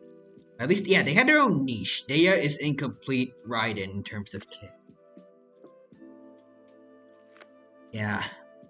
Speaking of Zhongli, I heard like if they gave her like the kind of buff he had, like from his release to how he is now, I'm sure they probably could get like a decent amount of people to pull on her banner and get, money. The kind of the point of the banners in general. Sort of. Like they're the biggest opportunities to get money from whales. But I feel like no one is they're gonna get barely any sales for Dea's banner because like everyone is speaking about how bad her kid is right now. Like it's basically like the new catching banner.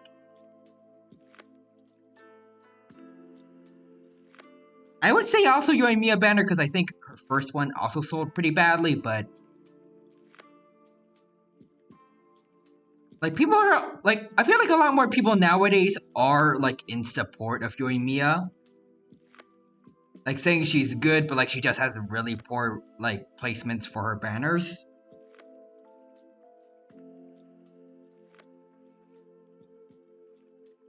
Like I don't feel like you can put Dea anywhere and people would want to pull for her. Unless, of course, like you were to put, like they actually decided to put her banner like during like the time we had the story for Sumeru, and people like were like really into her character. Maybe then we would get like more people would pull for her, but like with the kit she has right now, I feel like the number would still be relatively low. Yeah, Yoimiya is good. She just has bad time. Same cannot be said for Dea or I would say catching, but I feel like she's used that often actually. Yeah, I don't know. I don't.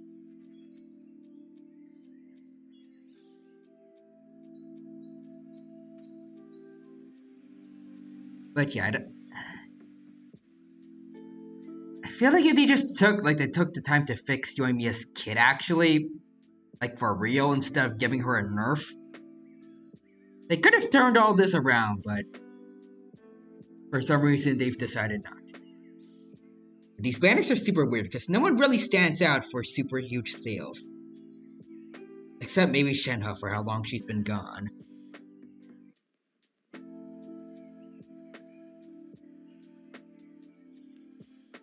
Yeah, that is true. Like,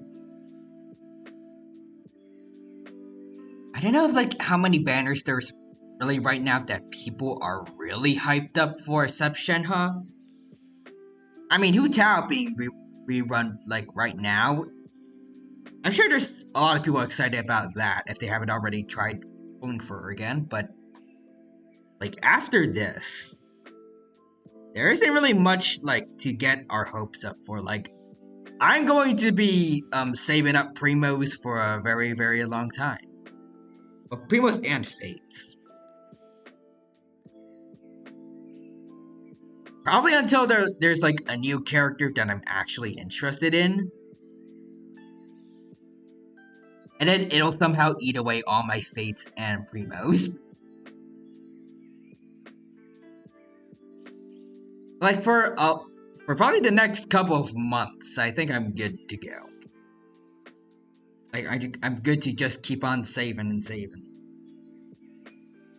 Like he says, honestly, I just want Dea to be like a different take on somebody like Hu Tao. Like burst mode E while having Pyro Infusion would be.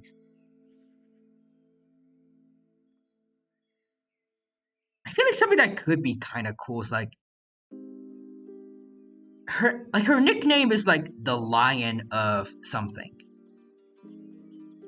So I think what could be cool is like if she had a Q skill that was similar to like Razor's, but like instead of like a wolf spirit behind him, like she herself has like the aura of a lion and she can like slash at people. Especially since she has large kind of like fake claws on her fingers.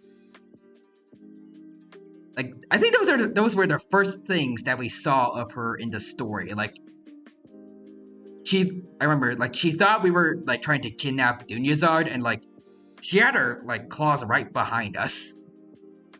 It would have been cool like to actually have her use those in battle. Oh, that would be sick. Yeah. And she could infuse them with some pyro, maybe. I mean, I don't know if her vision is on her gloves, but like on her hands, but I mean, it probably worked. Like people's visions don't have to be like on their swords or bows or anything. I think it'd be cool, like to have her like make like fire slashes at her opponents when she's attacking them.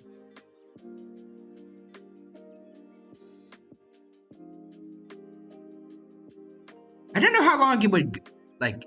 She definitely can't have that permanently. So like, how long would the time limit be?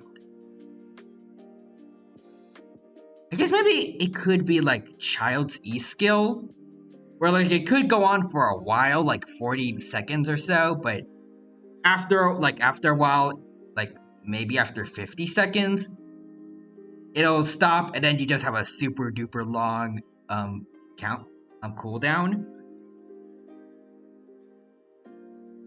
And then like for her like things like her E skill, she can just use her claymore.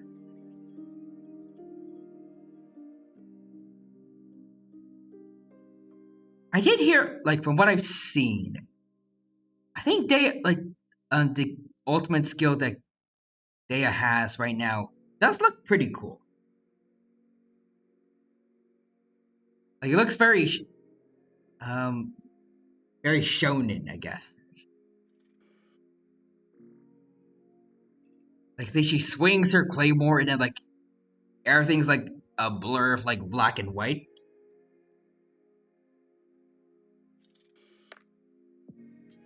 I think. I haven't seen like the leaks for actual gameplay, but I think somebody referenced what we've seen of her elemental burst as of now. It is in this one animation that I saw recently. It was about Daya and Yelan stealing a car from the Fitsui. So go check it out if you haven't already on YouTube. It's not hard to find. Like just look up what I said on YouTube. Like Daya and Yelan steal a car, and then you'll find it. That's basically the title. It reminded me a lot of like Ruby's animation style. And I'm pretty sure the person that worked on it did used to animate for Ruby. I don't think they still do, but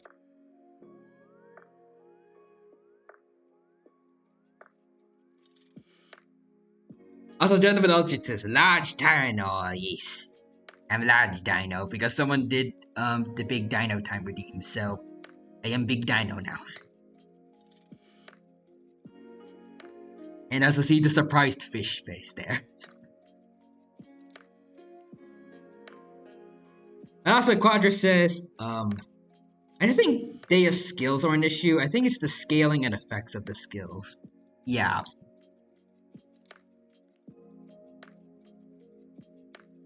I do like her, like, from what I know of what her skills like, I think they're cool, but I just think, like, things like what I suggested before, like her using her claws, would be maybe a bit cooler. And like I said before, like her kit needs just a complete overhaul.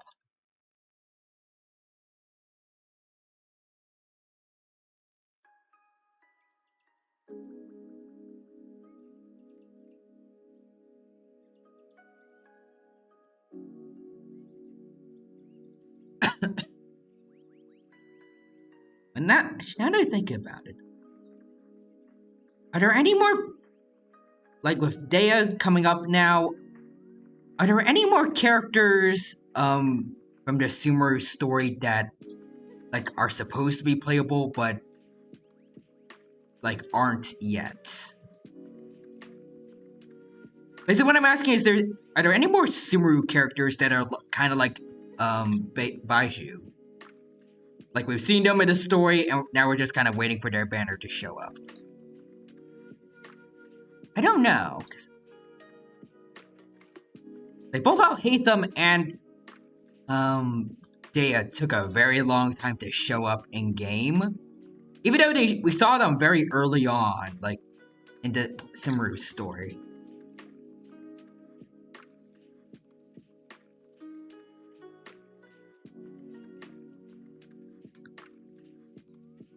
I'm trying to think, like we got Sino's banner a lot earlier than the other two. I think for Naidas. Nilu as well.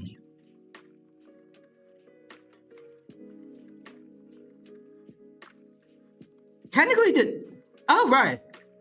Somebody said I couldn't think about it, but like, yeah, the Tory does count as one.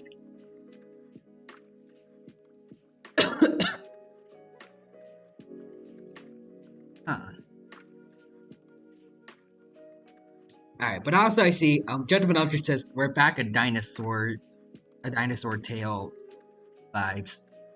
Like for me, or actually I think it works both ways, but yeah. I definitely think Alexander's T-Rex avatar is very unique. And I like it.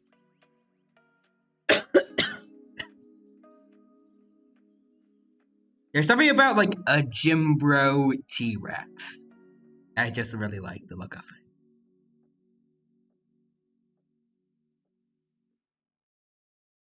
Actually, it kind of reminds me a bit of Extreme Dinosaurs, like this old show I used to watch when I was a kid.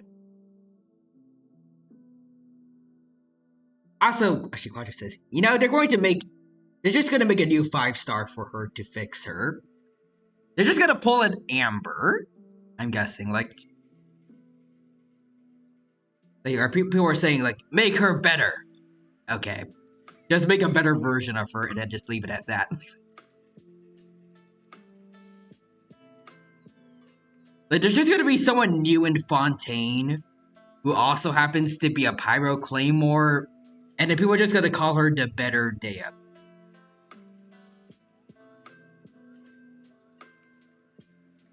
As a God says, I think that's it.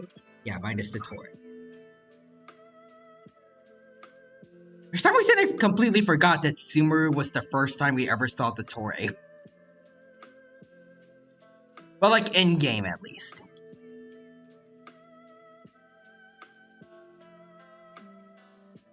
I don't know why.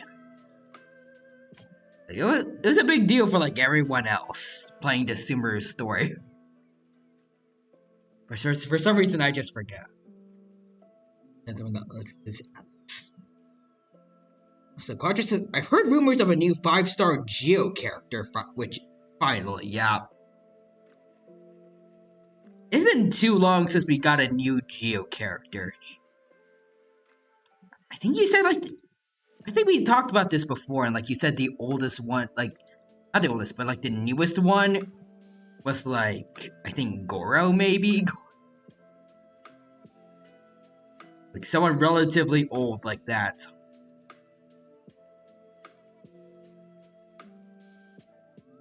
It had to have been someone from Inazuma, because I don't think there's anyone in Sumeru that has a Geo vision.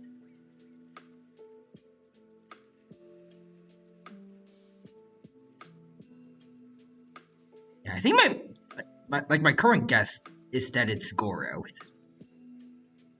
Oh, it's both Goro and Ito. They came out in the same patch. Ah, I see.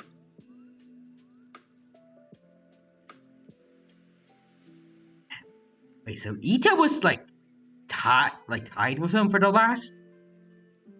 Okay. My God, it's rid. That is ridiculous. Ito feels like really, really old to me. I don't know like exactly how long it's been, but like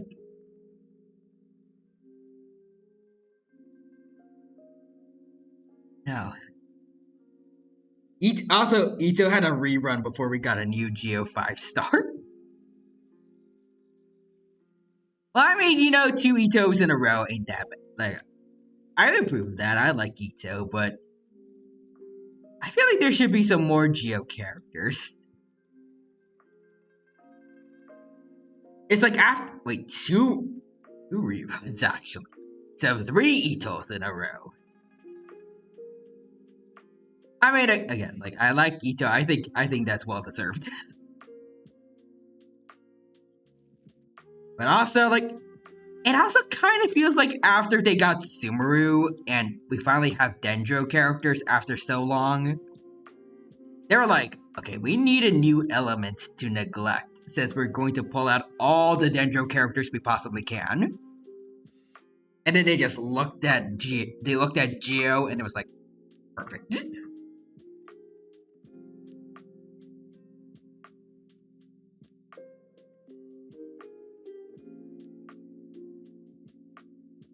Sequanti says, I love Ito, but why? Because there's no better Geo character than Numero Uno Ito. Speaking of which, like his event with the beetle fighting, I need a speed run on Thursday to get it all done probably because I think it's going to end in like 5 days from now, so if I don't get it done like during next stream, then I'm not gonna get it done on stream at all.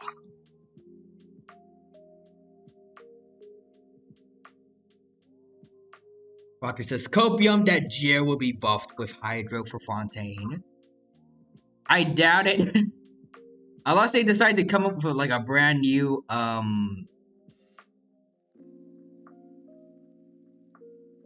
unless they come up with like a weird brand new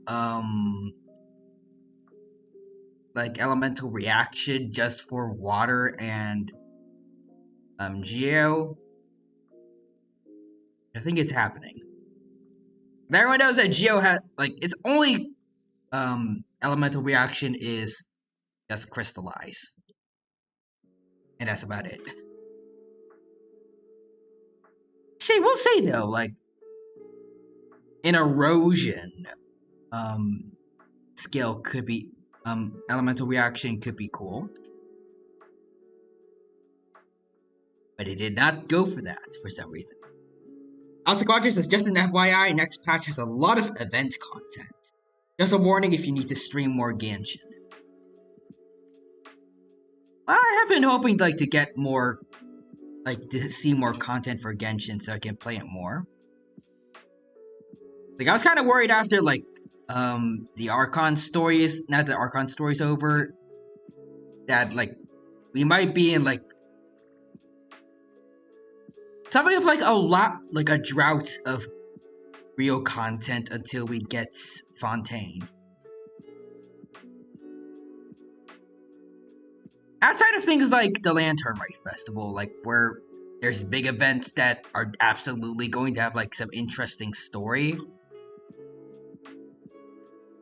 I was kind of worried like the events would it be like really much to like would it be much like that is impressive.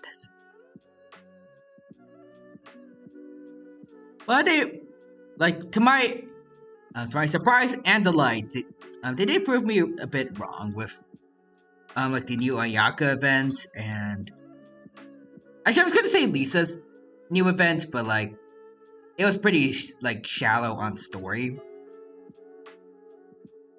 I did it off stream because I did like it was going to end soon and I finished it in like less than an hour. Like there's very little story to it.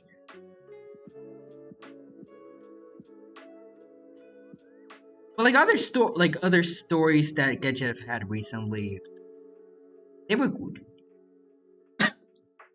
Also, Quadra says, I won't spoil anything, but I'll just say I love who appears in the next event. Intrigued.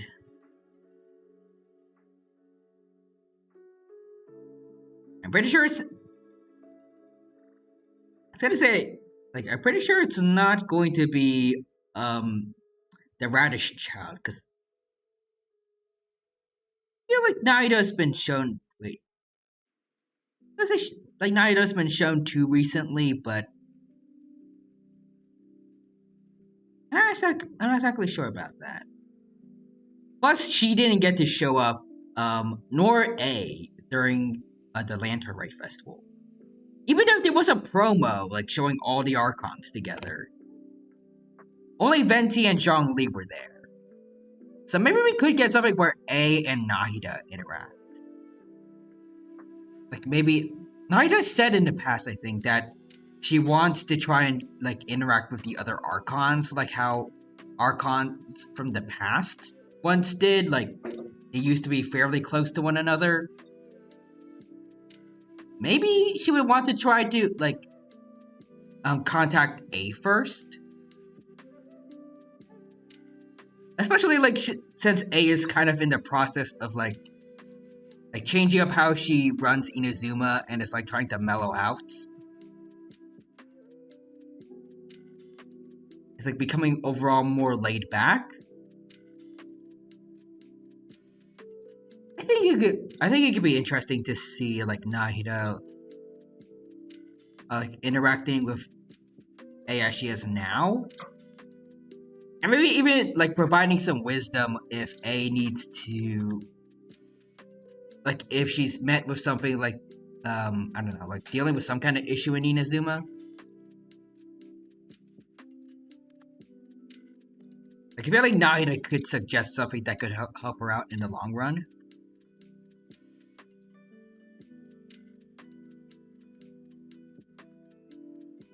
But yeah. Or maybe it could be like a cavern. Not a cavern, like... Is it called the cavern? I don't know. Like it could be like that one event where Ito, Shinobu, Elon, Yanfei, and the Traveler like all got stuck in the chasm. It could be a story like that, maybe. Like just a bunch of fairly random characters that haven't gotten screen time recently. They're all just kind of smushed together.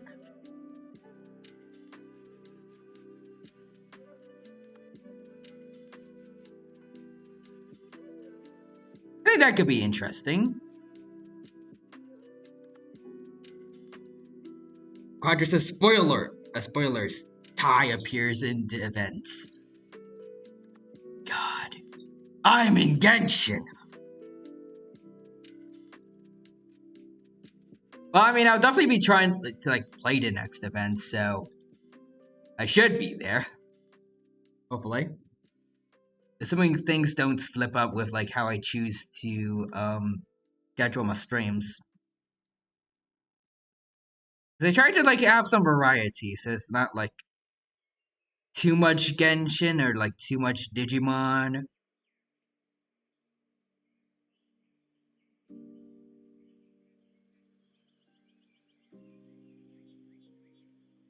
I'm kind of nervous though, like I'm going to miss it. Oh, Quadra says, I meant like your playable character, but Tai is funnier. Ah, okay, that. Imagine if I just somehow replace Aether. Or like somehow the Traveler gets voice lines from you, like the player. So like they like some kind of like black magic. The Traveler has your voice, which would absolutely freak out like most Genshin players, and also would probably be disappointing for the people that actually play Traveler, like play as Traveler, even though they already have very few voice lines to begin with.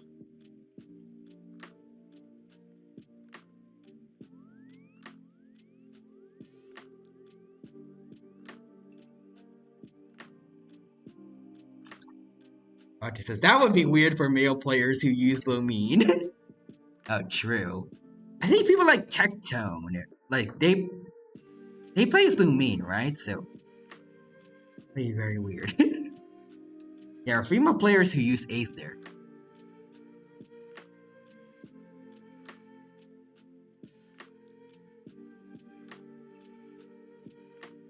And then imagine if there's like a voice chat in Genshin, actually. Actually, like voice chat in Genshin, or like playing co-op with with people using Traveler, but like their voice lines are set to their voice. So whenever they attack or do an elemental burst, you hear someone just like a random person saying like Windblade and stuff like that.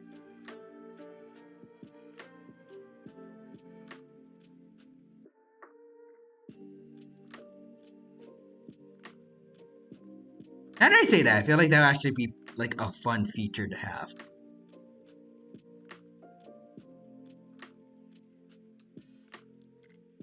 Almost as fun as like that's that one idea I had in the past of like a trading system in Genshin, because that would solve a lot of problems for everyone, like especially me, since like right now I'm still working on getting the catch for it. Well, actually, I did manage to get the catch, but I still need to work on getting like a bunch, like both pufferfish and the bitter pufferfish, to get all the ascension stuff. Like to get it to R5.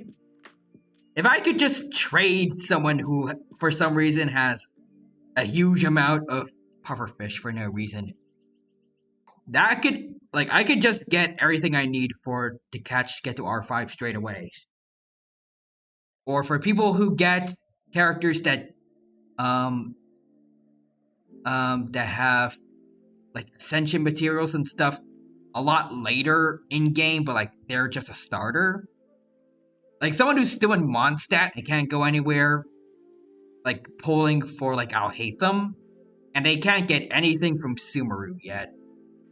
A trading system with other players means like they can get the stuff they need to get Alhaitham ascended without going to Sumeru. Otherwise, Alhaitham is just kind of useless to them.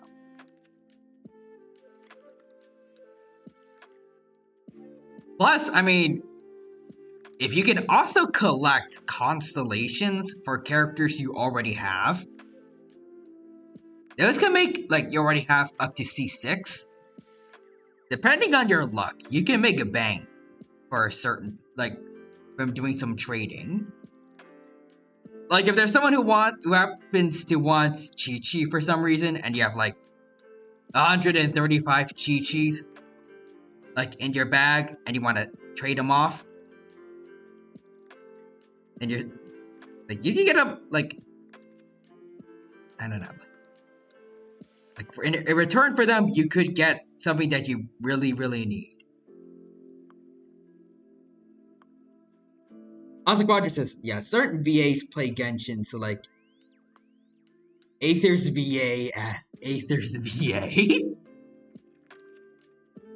Like, for everyone else, this is going to, like, it's going to be different, and then for Zach, when he's playing as Aether, it's like, meh, that seems pretty normal to me.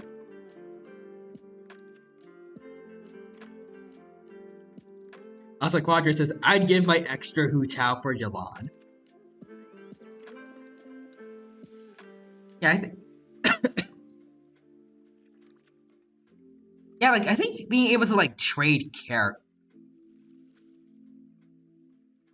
It would be cool, but now that I think about it, I don't know if they would allow you to trade characters.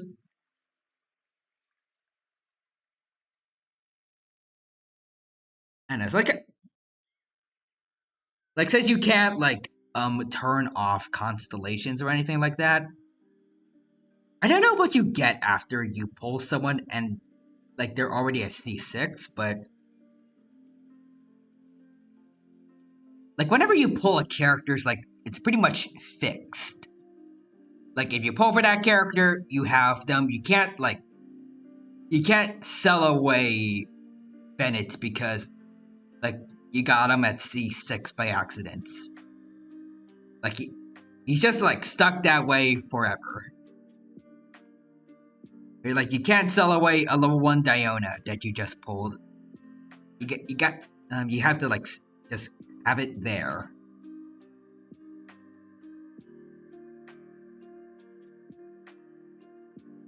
Also, Quadri says, I'd be good at trading constellations. I don't think I would be that good, but I mean, maybe something I could give out that people would be interested in. I think I've only had like maybe 2 or 3 people at C6. I think the first one I ever got was Kujasara. Oh, sorry, C. Alpha Kind VT has redeemed the bread a lot.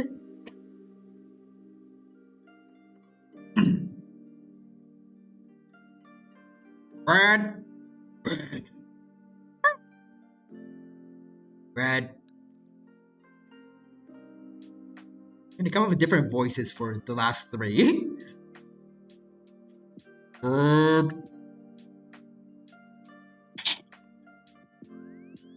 Brad. There we go. I have done all of them, I think. Also, Quadra says, I'd be happy with trading constellations only is what I mean.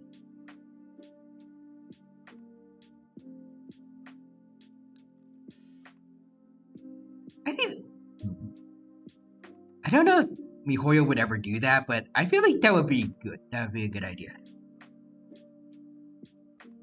Like if you fail your 50-50, if you happen to meet the right kind soul, you could actually technically win the 50-50 if like you meet someone nice enough to give you the character you want and they'll take your constellation.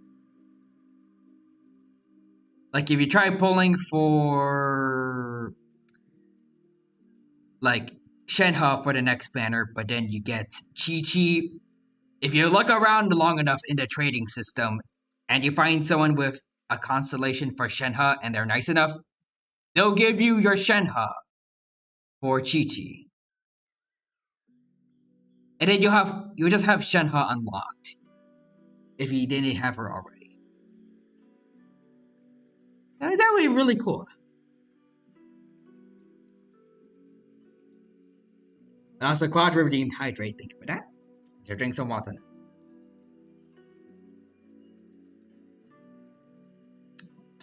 Also, Alpha's up. Just call me Alpha. All right. I shall do just that, Alpha. Are you by any chance the Alpha that I know from Twitter? I feel like it's been a while since we last interacted, but I'm pretty sure. I think it might be you.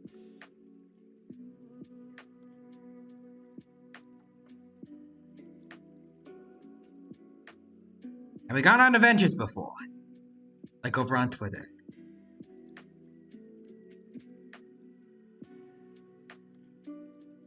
Also, I realized I've been kind of neglecting the art, but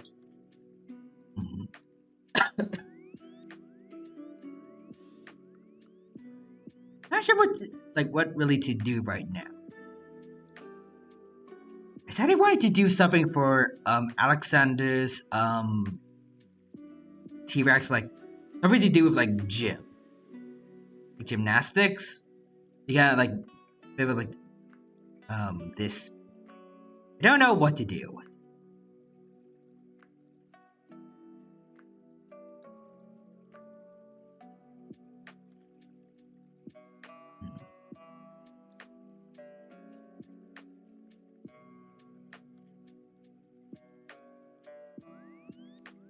I don't know if there's anything I can do, really. I think, like, the best idea I have right now is, like a bandana, like, for Sweat. But I don't feel like it would fit on his head. And I feel like it would cover up the eye.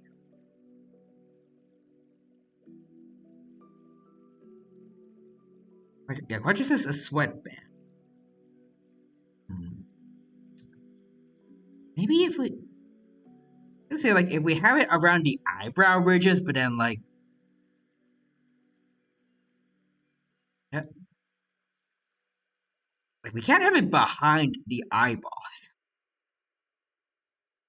The Quadrus says, "Oh my god, you had my exact thoughts. We have the same brain cell, Quadra. We think as one."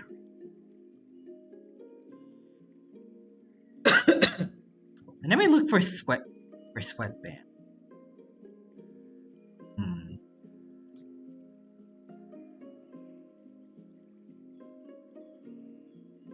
I don't know how I could give it a sweatband without like covering up the eye.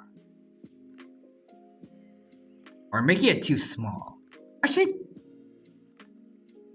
this is a T-Rex we're talking about. Like, people should expect, like, some things on a T-Rex, like, any human-related thing that's put on a T-Rex to be small.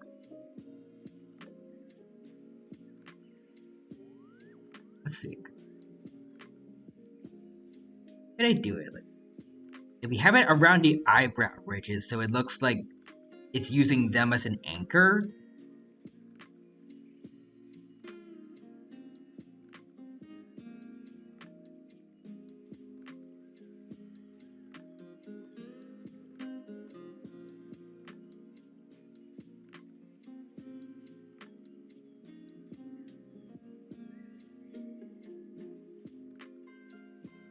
And we can this. Oh well, not actually. I got a stabilizer so it looks neater.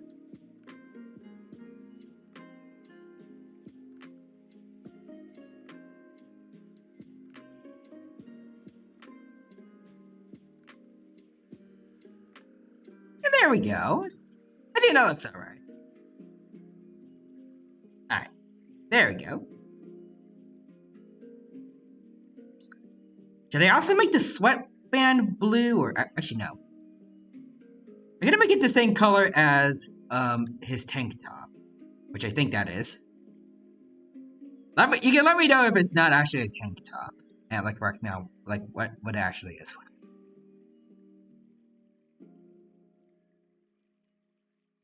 I don't know anything about fashion.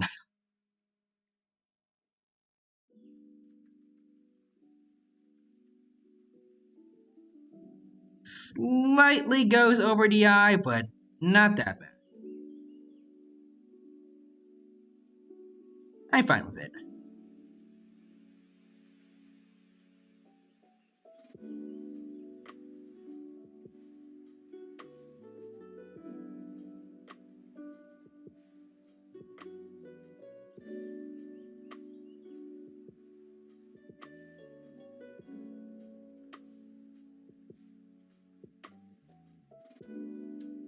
Actually, I need to look it up and see like if there's sweatbands actually have tassels like this.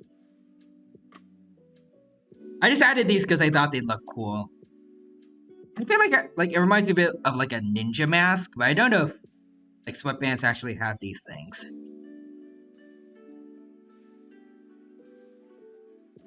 Color it in first though, just to see how it looks. And I think it looks pretty neat. I like it. And let's see. Hmm.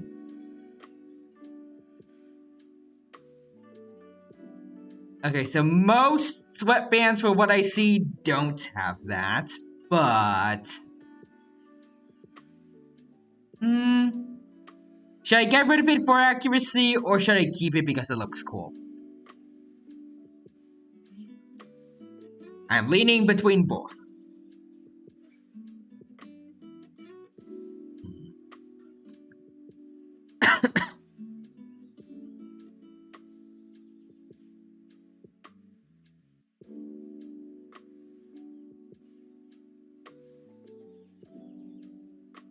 You know what? I think I'll keep it like this. Alright, so that is Alexander's sword pretty much done. erase all, well, not erase, but make all of those invisible. And there is pretty much the final results. But we're not done yet. I want to see if like there's any last, I guess, additions I want to make to anyone. First we got K Dig Dig, and see if I want to do like any shading for them also. I said before that I was considering doing shading for them because it's what I did for other T-Rexes.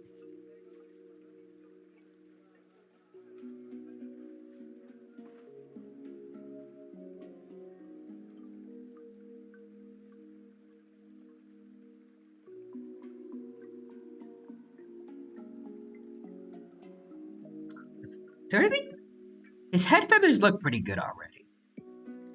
I think the like his eyebrow ridges and the spikes on his back, like on the back of his head, it came out pretty nicely.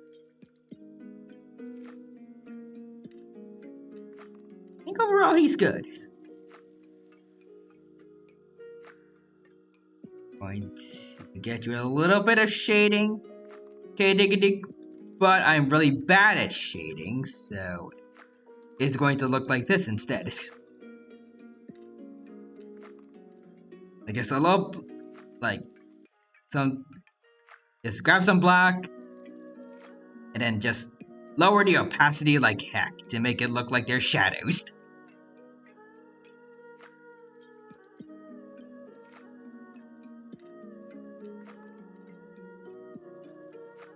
Should probably study, like, I don't know about study, but like try to work on like lighting the next time I draw something. Otherwise, I think you're already good as is, KDK. Now for Rachan, though, I said it before that like I don't really like Rachan's neck feathers. I feel like I could improve on that. I'm gonna make them more fuzzy, like what Rachan has over here.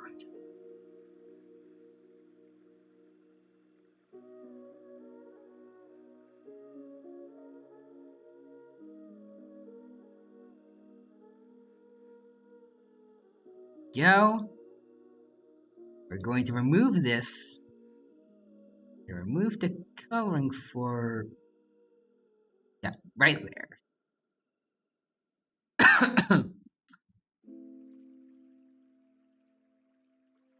We just get the brush to the right size, and there we go.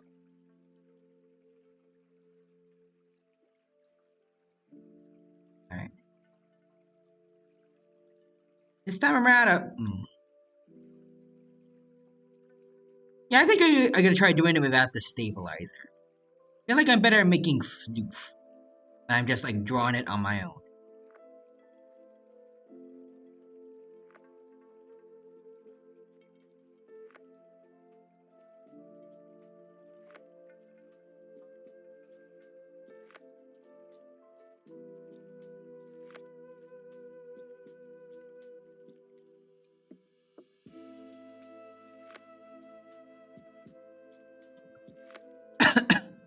Okay, no. See.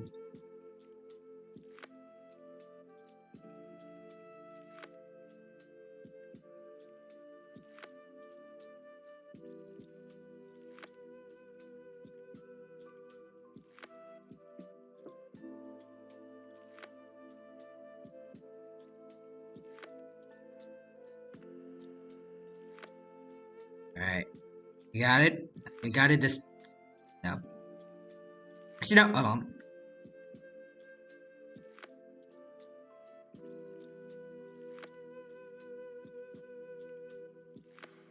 Alright, there we go. Also, Cyclonics says, "What's up, Dino Homie? Hello there, I'm Cyclonics. Welcome to the stream. Thank you for stopping by. Good to see you here. Hope you're doing well, and hope you have a good time here at the Hot Stream. And sorry if I messed up your name. Dino's not the best with pronunciations, but it's good to see you here. Hope you're doing well, and I hope you have a good time here I'm glad that you're having a good day today.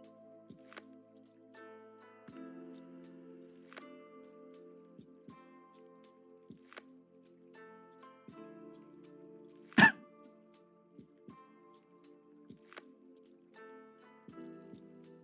think I want to get a little more floof around.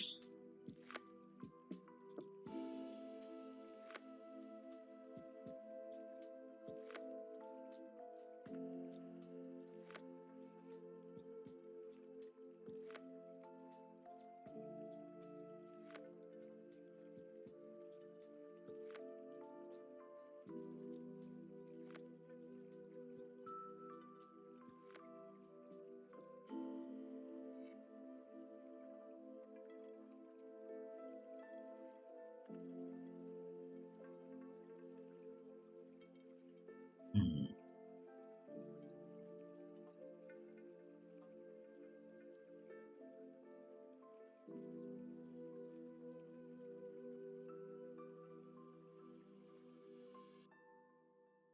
They'll leave it like this for now. Then we'll just extend the floof a bit around here.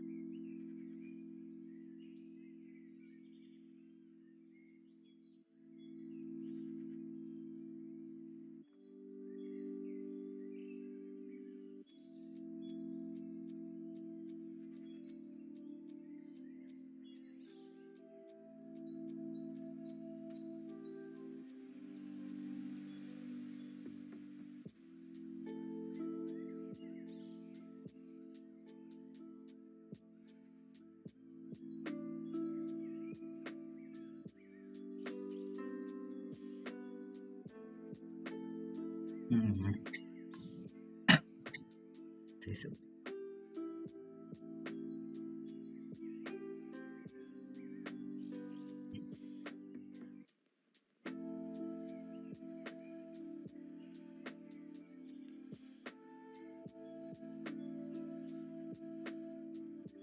Okay, so I can't backspace anymore, but I want to see what I had before.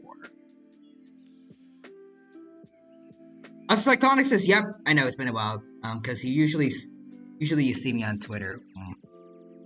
But regardless, it's good. Like it's good to see you here as well, and hope that you're having a good day. I already said that, but I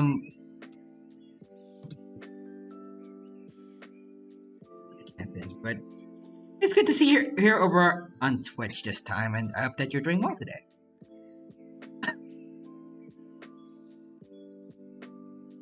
Right now, I am trying to get the last finishing touches of drawing my fellow T-Rexes done.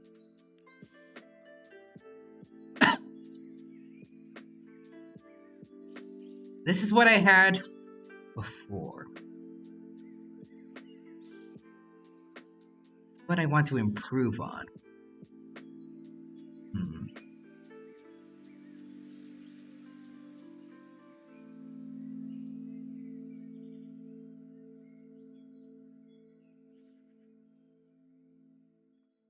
They try and make him like this at the end. Also, Gentleman Aldrich says, I never realized how many T-Rex VTubers there are. That's what I was like when I first started VTubing. I was like, okay, no one's going like I'm pretty sure I'm the only weirdo at this point, like at my age, who still likes dinosaurs. And then as it turns out, like after a few months on Twitter, I found a lot of other T-Rex VTubers and other dino VTubers in general. And even to this day, I've been encountering more and more dino friends. I haven't seen as many as I did before because I don't feel like I can't work, but like I haven't really been networking as much as I used to in the past. That's mostly like I'm focused on doing adventures and also like doing research for dino facts. Also, I don't even know if people do networking threads anymore like they did back when I was starting out. For all I know, those just ended up dying out.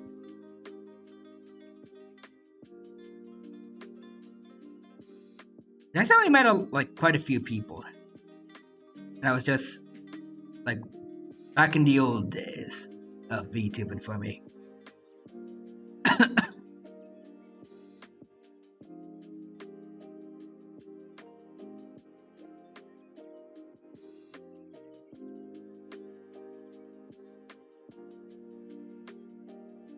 And also, like, I've also met like some fellow Dino VTubers, like during threads where people are like, "Yo, are there any Dino VTubers out there?" And I'm always pretty honored whenever someone out there decides to recommend me, and like, this is a Dino VTuber that I know. And it's also a good opportunity to like snoop around the replies and find some new Dino friends if I haven't met them already.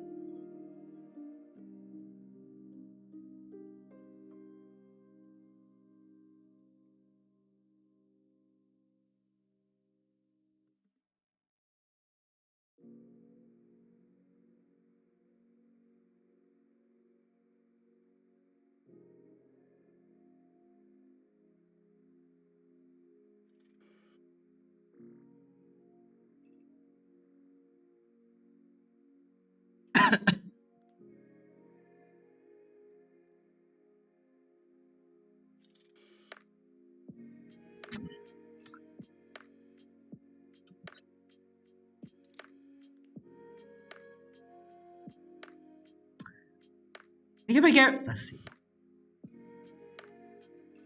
if I shorten this a bit.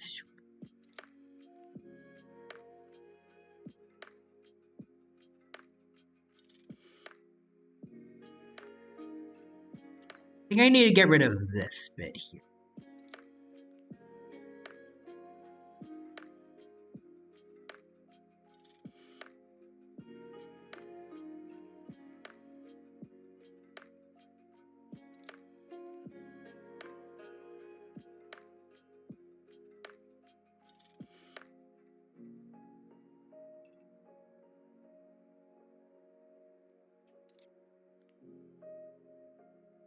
Actually, I got a better idea. Try doing this. Alright, there we go.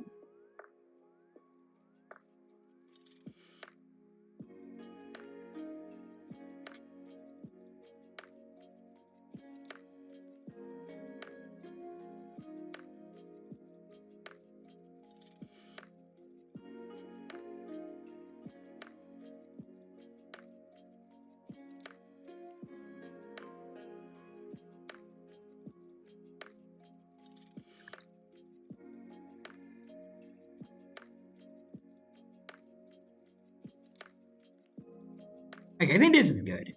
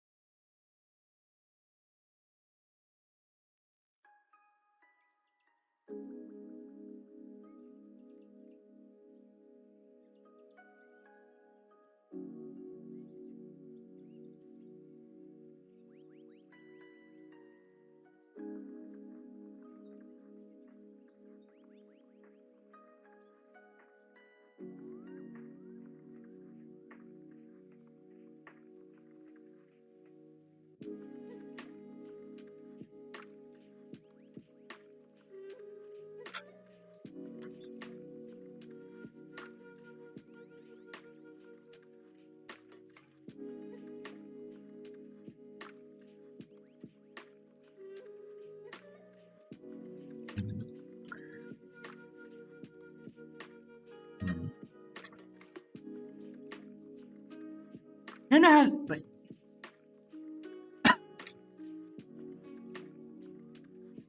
there's something about this that still doesn't look quite right to me.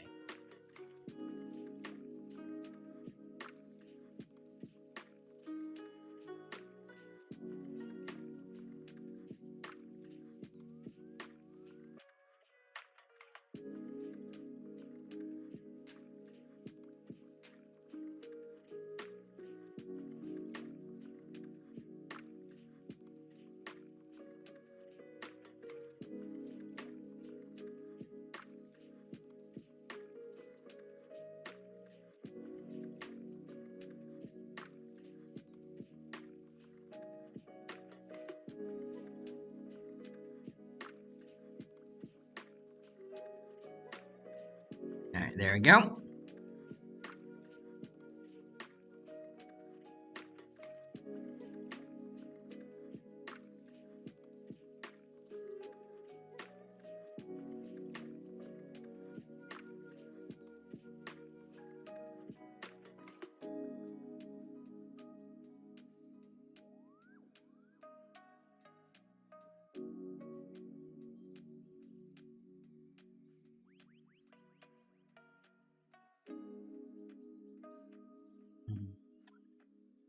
I think this is good.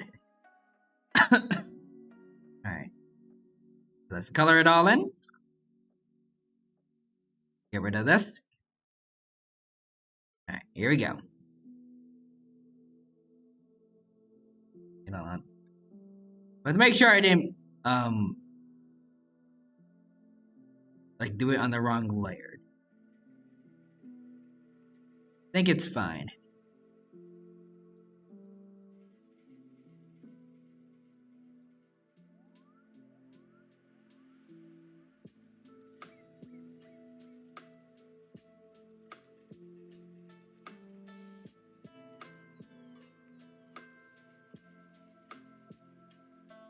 Go.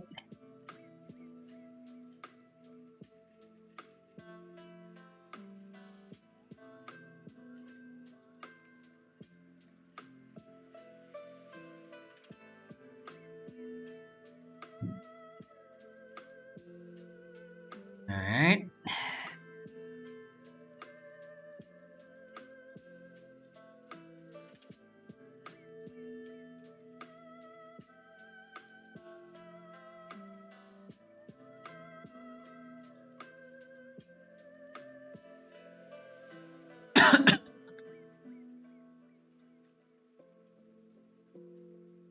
There we go.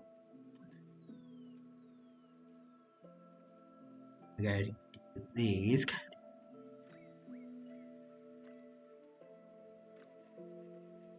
Also, anyone in chat, I need a new subject to talk about. Because I feel like it's been too long since like I've actually really talked.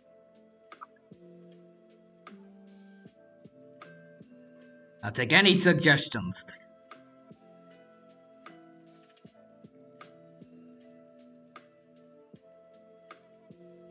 And this little bit here. This.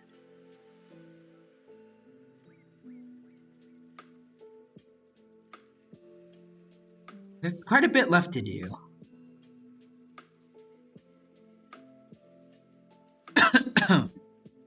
Alright. Go.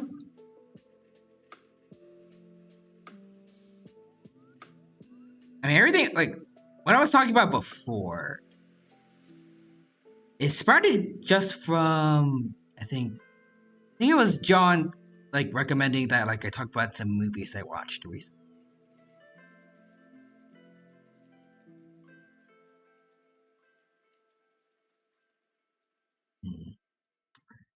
Like I said before, I haven't seen any movies recently, but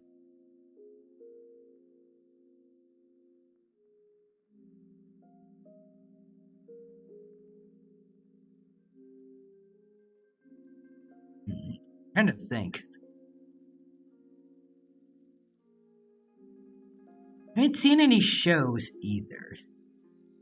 Not too many lately, but I did see I think there was a trailer recently for a new show that's, I think it's called Talon. That's going to, from what I can tell, it's going to be kind of like Avatar: The Last Airbender for dinosaurs. Which is definitely intriguing for me. I remember this. I think it's about like a young Dakota raptor that was born with magic somehow. Something like fire. Not fire, it's like, it looked like an air mat. Like air cut. It's basically an airbender raptor. There's like a weird wizard guy or something. I don't remember too much about it, but you can look up, I think, just I want to look it up first, just in case. This like Talon trailer. Oh yeah, yeah, it shows up straight away if you just look that up.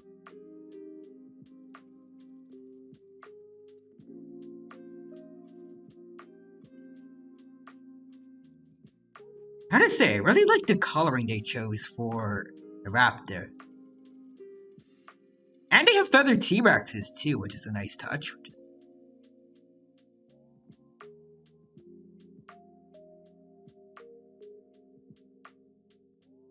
Alright.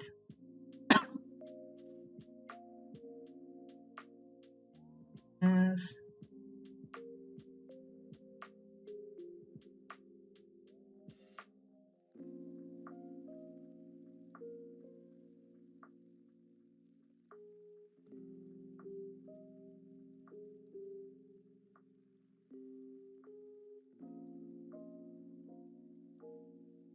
Oh wait, hold on.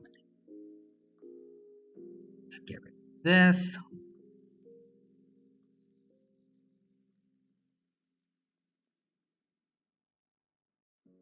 I tried doing a bit of shading for the rest of the face too.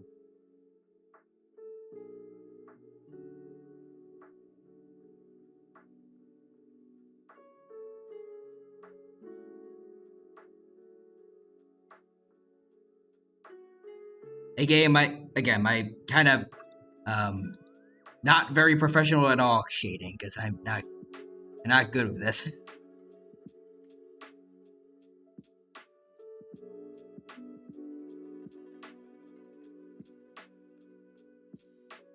And everything side of here needs to get taken out.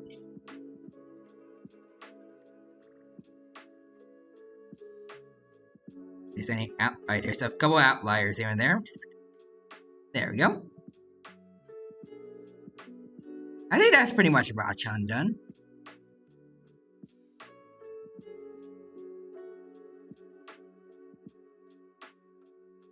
Oh wait, actually, hold on. Since I changed it from what I had before. There you go, there's the other stuff.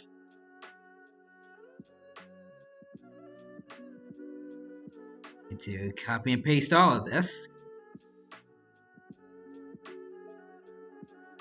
And then this is the final one. There we go.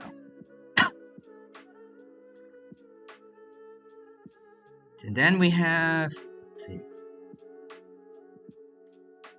I have Kaharusaurus somewhere. There's Kaharusaurus.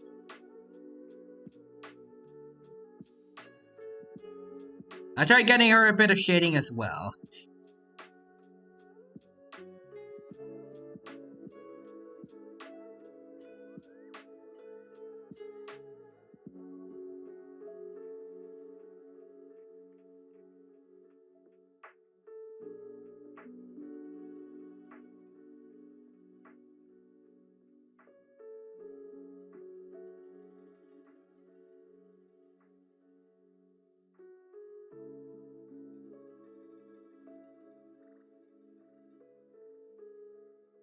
Nope.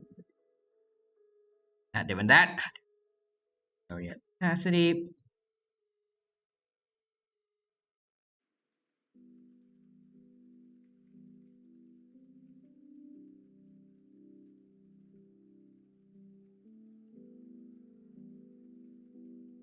I just realized I don't. Hold on. The line art for the horns. I don't know if I have. Yeah, I forgot to attach them to these before.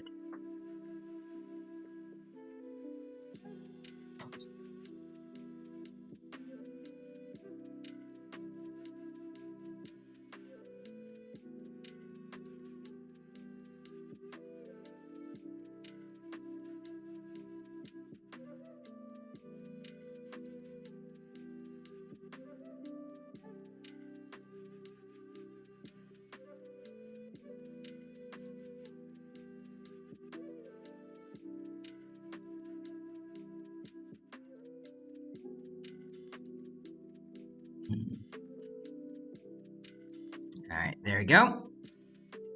I think this should be good. Then, let's see. And back to tier. Copy and pasting the bit of shading we got before. Yeah, I think yeah, it looks good. More shading for you.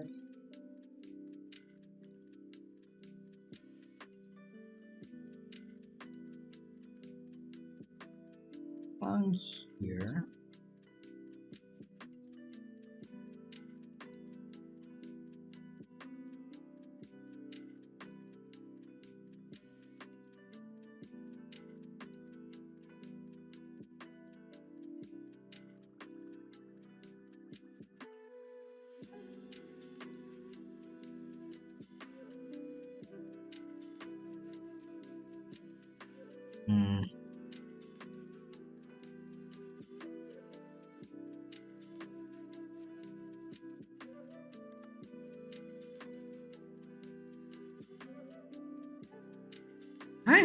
I should probably have some shading for like any heat.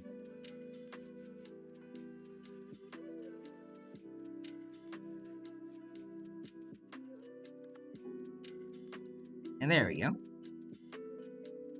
And also maybe blur it a bit.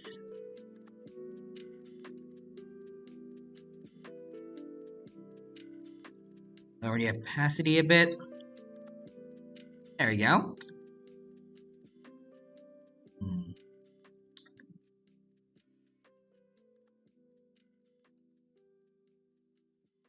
And then there's Alexander, but last but not least.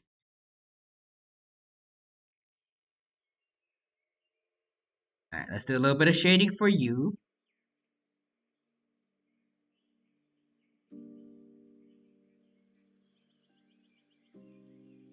Yeah.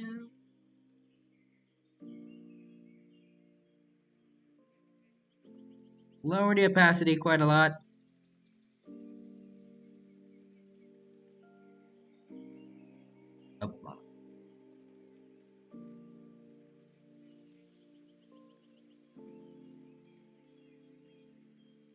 I'll just do this.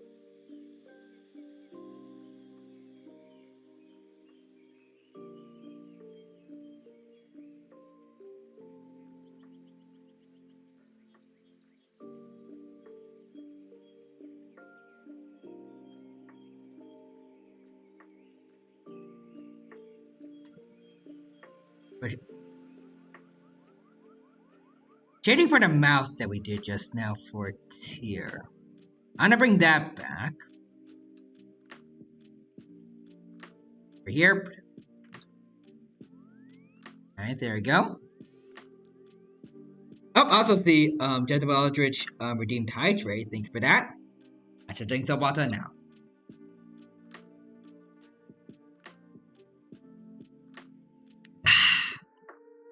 And I also see that you redeemed the menacing. So, alright. I go straight to Discord, reactive images, and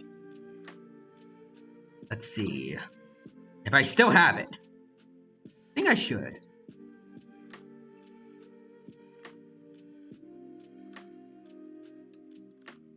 I do. I have it. I have it. Oh, wait. It's doing the weird thing. Hold on.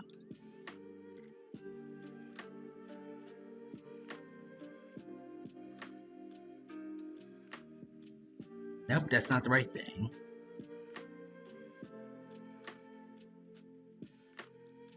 Alright, hold on, let's see. Alright, there we go. Now it's working. Alright. There we go. Now the dino is menacing. Gentleman Eldritch. Thank you for the redeem.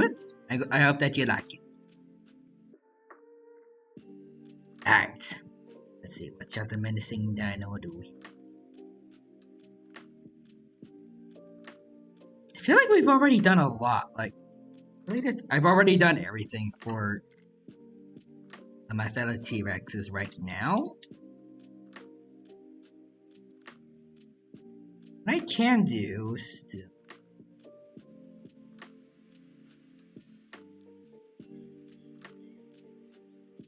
Get um,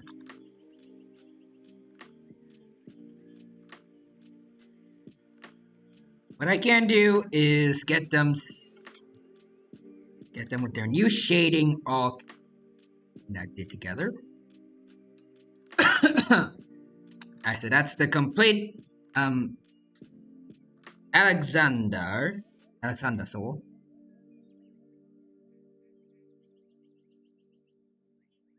Next, grabs here. I'm gonna grab the shading I had for the eyebrow ridges and mouth. Here, so copy that and that way I like it. Can't do that just yet, because I need to make the thing for tier. Oh, hold on. Grab the eyebrow ridges, connect them all, and this is final tier. Grab these two, I think.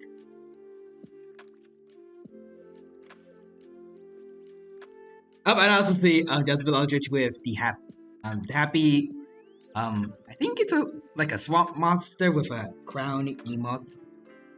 His hands up in the air, like it's happy. Alright.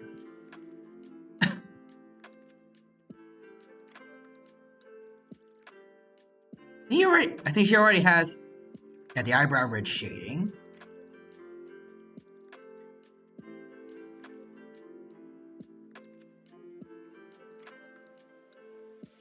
There we go. And then copy all of this, and then merge it. Like a source panel. This is the thing for it. You tell me this is the eye. Oh, those are not the eyebrow ridges. There's alright. The eyebrow ridges. Up here, copy and paste.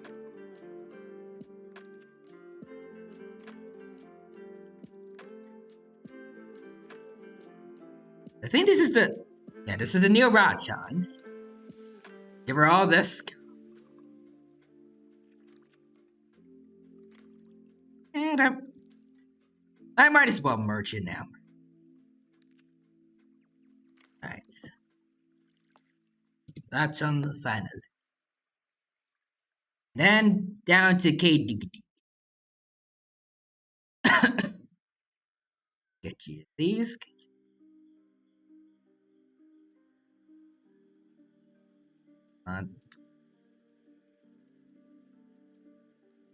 Actually, I think this one I copy and paste, and there we go. And perfect. I think that's all the T-Rex is technically done now.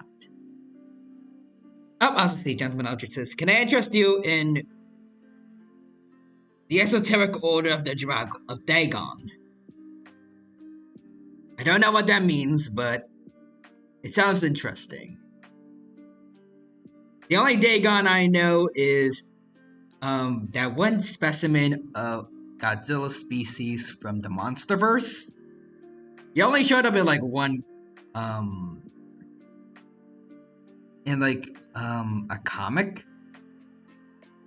That's the only Dagon that I know.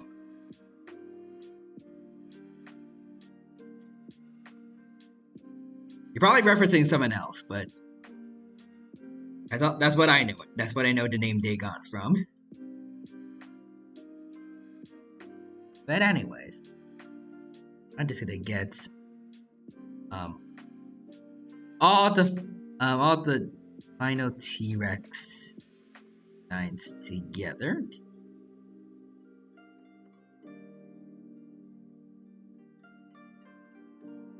Let's see.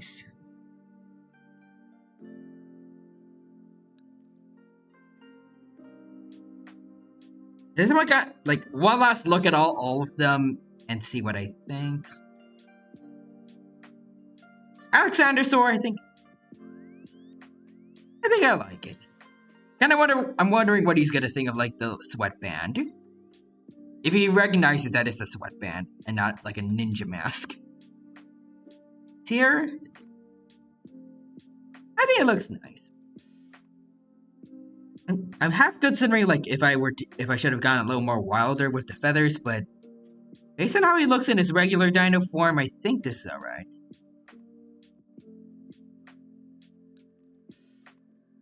It was fun. It was fun adding the little freckles from his human form. And Carbosaurus. Still don't like how the cat ears turned out, but I think for like my skill level right now, it's not the worst thing out there. I think it's alright. We should do something about like the fluff over here later down the line. It also doesn't look the best to me, but it's whatever. I think the horns are looking a lot better than what we had before. And I think it was a good choice to make the eyebrow ridges different colors from the horns. Because back then it looked like something else.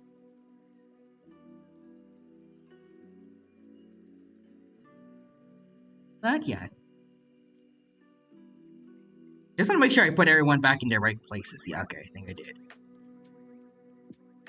Yep, okay.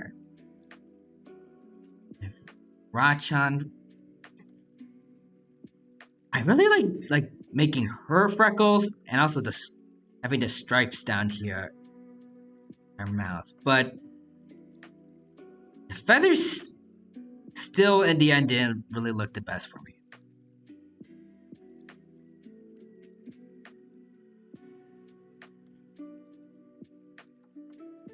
You need to try and like work on making fluffier things maybe. Just to get better practice so things don't look like this next time. Hey Dig-a-Dig. I got the hair turned out. Well, the hair feathers fusion kind of turned out. The eyebrow ridges and the spikes still. I like how they look.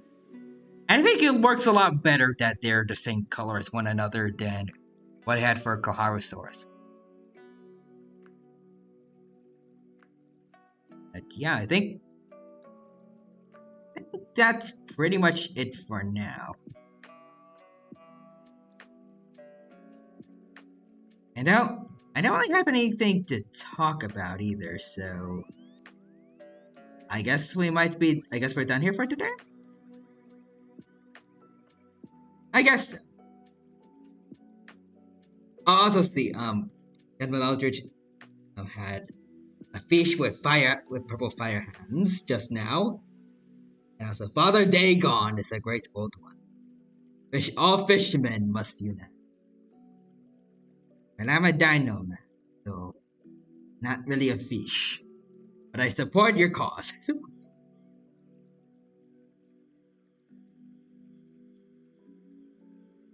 I want to look up Dagon right now.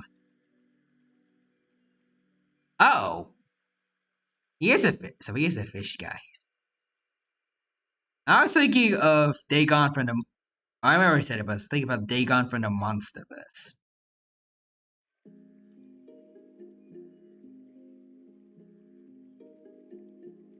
I wish we could have seen him in again, like alive in the Monsterverse.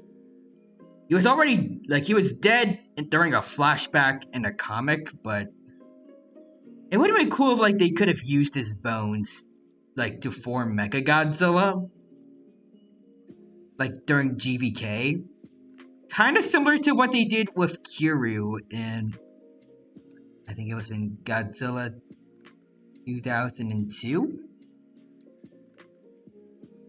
I think it was that movie.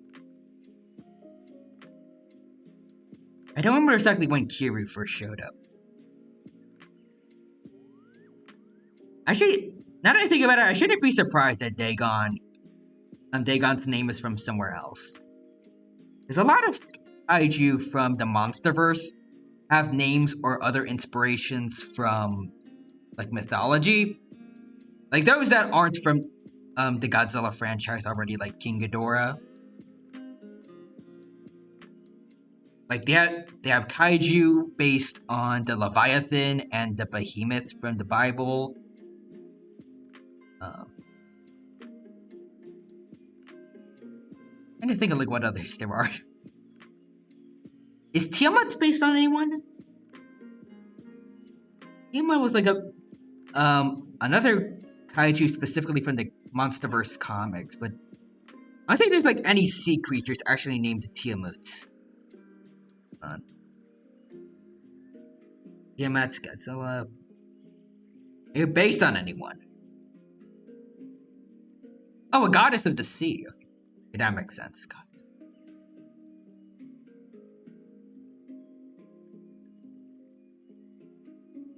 Lucky.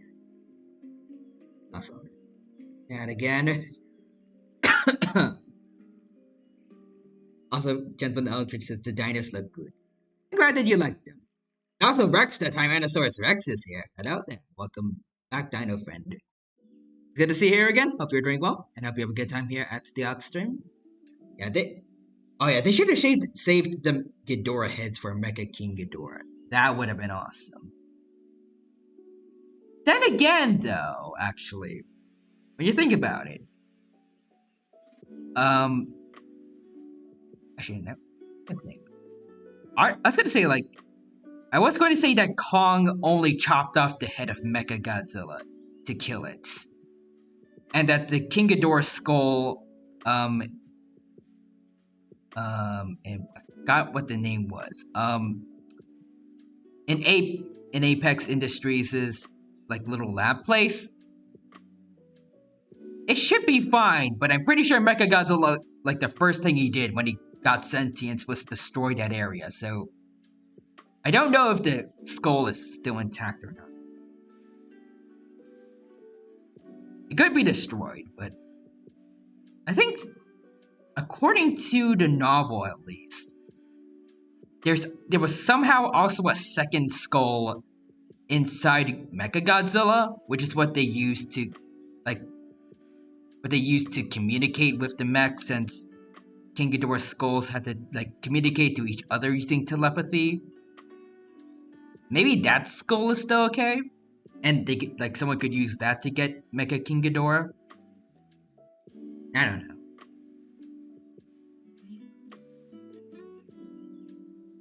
But honestly, what would be even cooler than Mecha King Ghidorah coming back would be...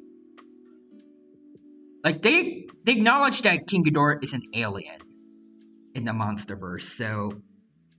maybe other Ghidorahs from the Godzilla mythos, like Death Ghidorah, Cretaceous King Ghidorah, or even Kaiser Ghidorah. Having them show up could be cool.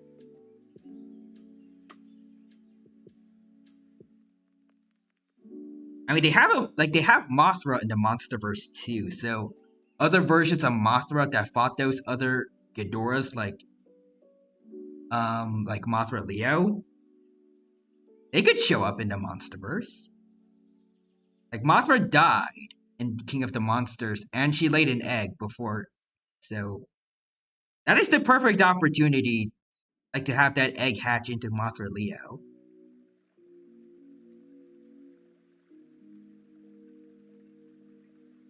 Or it could just, be another incarnation of Mothra. That could also work. Well, actually, what if we could get Batra in the Monsterverse? That would be awesome. Also, Gentleman Eldridge says, I don't know why Godzilla vs. Cthulhu hasn't happened yet. That would be awesome, but I feel like that either would have happened in the Showa era, or it just doesn't happen. The odds of it happening anymore is unlikely. It's during the Showa era, you had things like Godzilla vs. Kong, the first one, Godzilla vs. King Kong. They had plans for things like Godzilla vs. Frankenstein and Godzilla vs. Batman. Godzilla vs. Cthulhu probably could have happened there, but Then with the Heisei era of Godzilla, it was all unique monsters, like brand new monsters that Toho came up with themselves. Well, I mean, technically King Ghidorah also counts as that, but like, they did reuse a few monsters from their past films. But otherwise, the Heisei era was about Godzilla fighting new monsters that have never been seen before. The Millennium Godzilla era also mostly did that. Like fighting Orga and Megaguirus. Technically, Kiryu is a bit different from the other Mechagodzillas. Then there was 2003 that had King Ghidorah, Mothra, and Paragon back. And then Final Wars, which is Godzilla beating up every last one of his past enemies. And then the Monsterverse, of course. A few old allies and enemies, plus a bunch of brand new kaiju, based off mythology. So I feel like the odds of Cthulhu, like, suddenly coming in, like, the genuine Cthulhu fighting Godzilla is unlikely, but maybe a kaiju based on Cthulhu is possible since, like I said before, the Monsterverse is full of other kaiju that, like, bunch of new kaiju that are based off mythological creatures. Like the Leviathan and Behemoth from the Bible. There is a giant octopus that I'm pretty sure is, like, probably based off the Kraken. And we had Tiamut, like I mentioned Tiamut before, based on a goddess of the sea.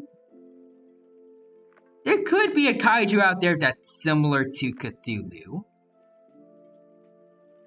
And I think, like, the idea of, like, a Titanus Cthulhu existing out there could be cool. And, like, Behemoth is, like, a gorilla mammoth fusion. It wouldn't be that surprising to see, like, well, I mean, it might be a bit surprising, but, like, it wouldn't be out there to see, like, a giant humanoid-ish creature with, like, an octopus head. So maybe it'd probably have to be, like, an octopus fused with a different creature.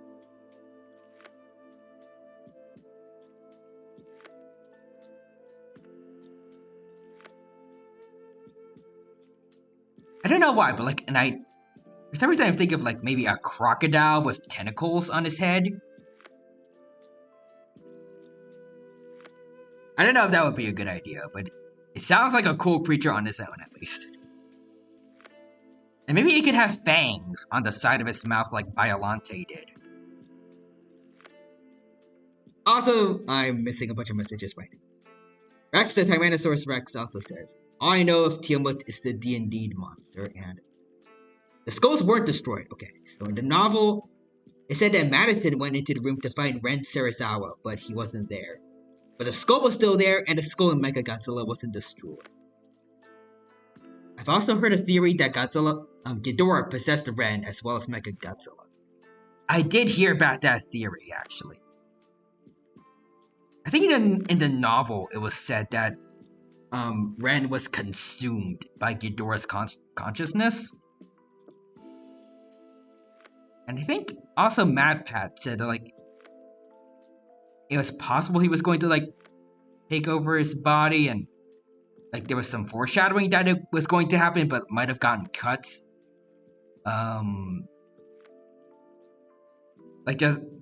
Just due to, like, time constraints and stuff. It would have been a cool idea to see if it actually happened.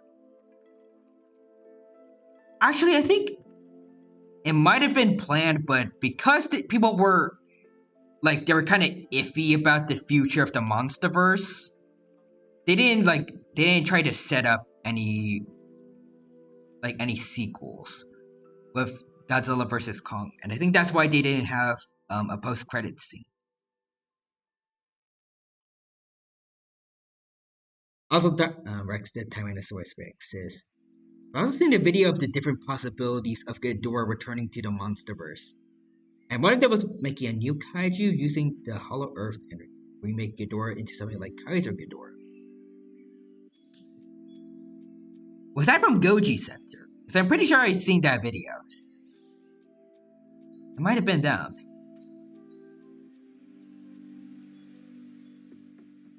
Also, Gentleman Eldridge says, yeah, it's the Goji Center. I really love their content. I'm honestly really excited for the fact that I feel like nowadays they're making a bunch of, like, a good portion of their videos nowadays are also starting to cover How to Train Your Dragon. Because I think, like, the How to Train Your Dragon,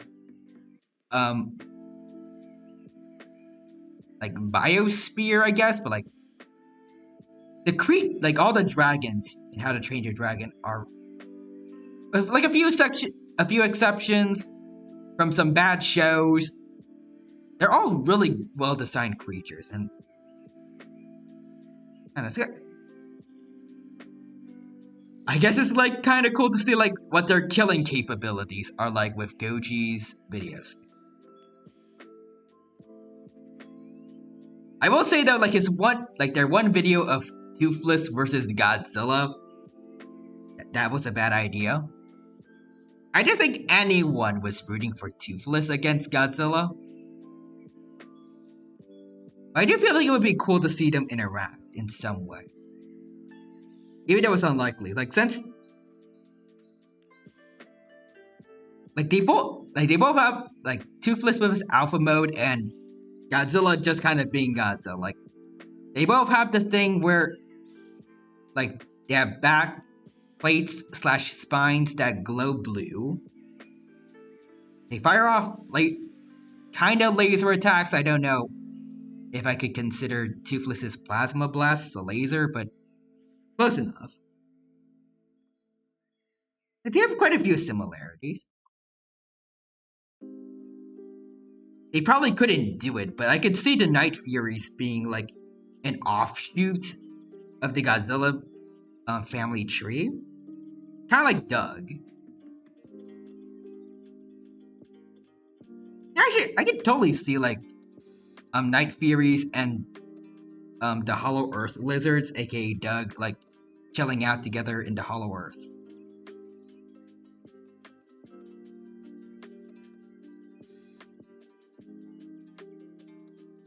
I also feel like Zilla could also make a good fit in there if they ever decide to bring him back.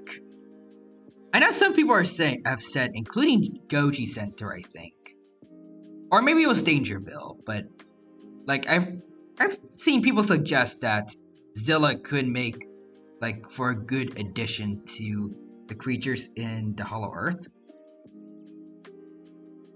Especially, like, for me, if they give it the green atomic breath that Zilla Jr. had in Godzilla the series, I think that would be awesome.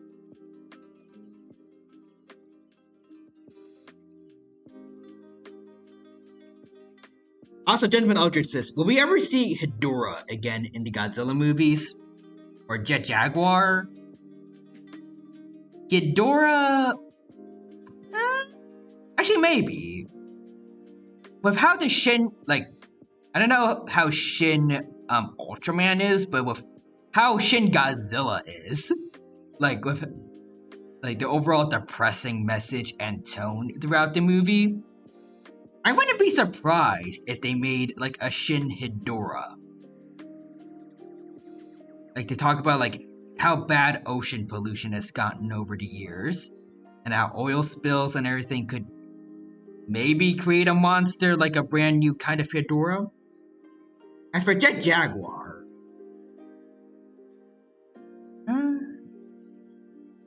I mean, we got him in Godzilla Singular Point. That's something.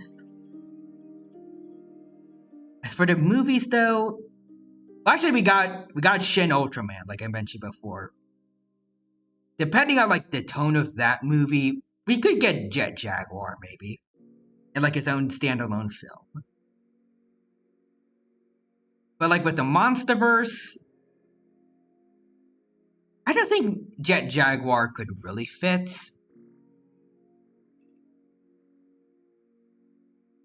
I don't know.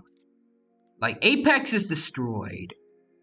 Monarch isn't really about building giant robots.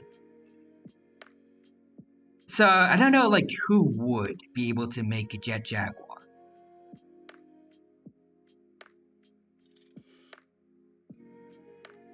And it would be cool to see him in a movie again someday, but it probably wouldn't be with this iteration of Godzilla. Maybe for some reason they decide to bring back the Godzilla anime trilogy, like the one with Godzilla Earth. Maybe someone can make a Jet Jaguar there. I'm not sure though. The Tyrannosaurus Rex says yes, Goji Center, and the Night Furies could be like Godzilla's allies.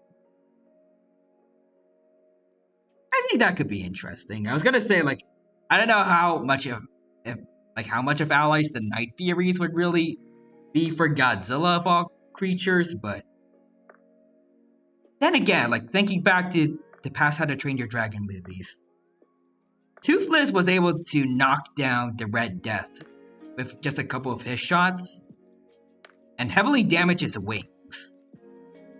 Plus, in How to Train Your Dragon 2, he destroyed the Bewilderbeast's tusk and made it run away. Even though, what's his name? For some reason I keep thinking of Dagger, but he was a villain from the TV shows.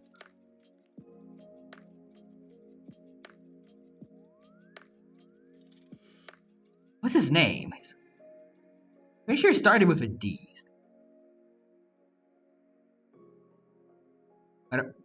Whatever his name was, but like, that guy's Bewilderbeast. Which was strong enough to kill the one that Hiccup's mom was living with. I think he actually could do quite a bit of damage to kaiju much larger than him.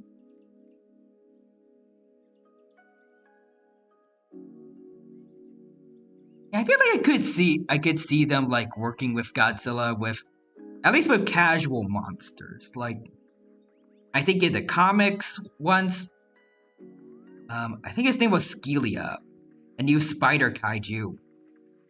It was attacking humans to get some nuclear radiation. Godzilla told it to stop, and then they got into a small tussle where he beat up Skelia. But like, instead of Godzilla getting his hands dirty, you could just like have Night Furies like pester Skelia with a bunch of plasma blasts until she leaves. I think Skelia's female. I don't know for sure.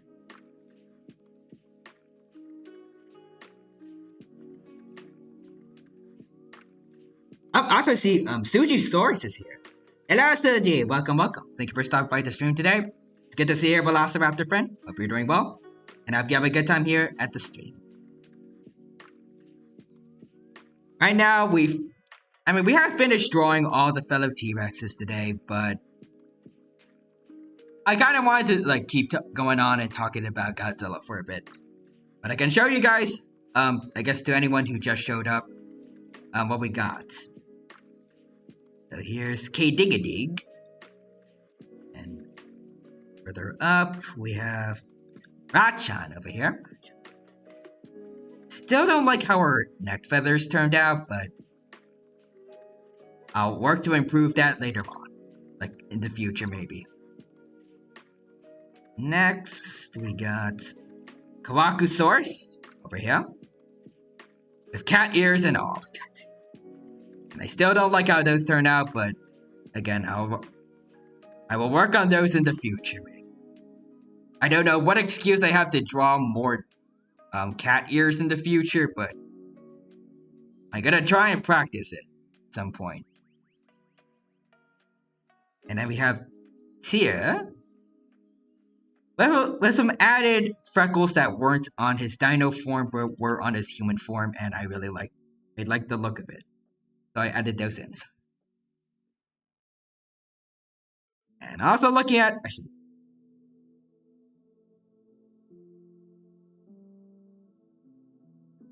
Looking at his like the feathers on his dino form and his human form. Maybe I could have given his feathers some purple highlights.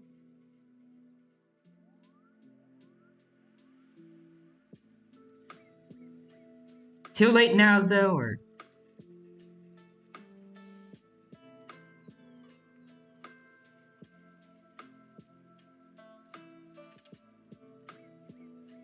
I might add those later on. We'll see.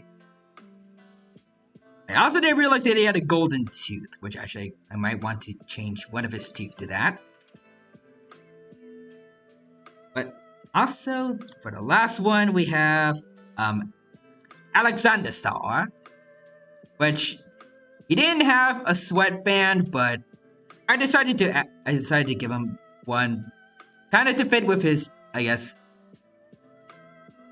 I don't know if it's weird to say, but like I guess gym bro kind of outfit. Like I'm pretty sure I think this is a tank top. Like it kind of fit with his outfit. It says nothing, like he has no headgear. I decided to add a sweatband, and I think it turned out alright. I looked it up earlier, and they aren't supposed to have tassels like this, like a ninja mask, but I kept them there anyways because I thought they looked cool. But yeah. Also, Rex the Tyrannosaurus Rex said, Godzilla and the Night Furies could have a symbiotic relationship where Godzilla provides protection from larger monsters, and the Night Furies could be more helpful for air support. That's true. Plus, I mean, they're small enough, so like, if there's any weird creatures like on Godzilla's skin, like acting as like skin parasites, the Night Furies could fight and maybe eat them if they want to. And basically like be a cleaning service for Godzilla. That has happened a lot with like other creatures that, like large creatures that help smaller creatures. Like think of for some examples like Cape Buffalo and Wildebeest. They let oxpeckers sit on their backs and protect them when predators show up, and the oxpeckers in return peck out any bugs or anything that's on the skin of, well, whatever respective animal that they're on. Like whether it be like a Cape Buffalo, Wildebeest. They have other choices too, but those are the first ones that came to mind.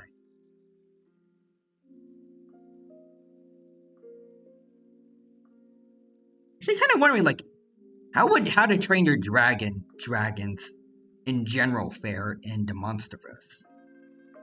Like the Night Furies, they can handle themselves pretty darn well, but like I just think of like other dragons like the Snow Wraiths, Monstrous Nightmares, Deadly Natters, ooh, the Speed Stingers also. Let me think of some others. Simply trying to think of like others from like shows. There's the Razor Whip from, I think it was Race to the Edge.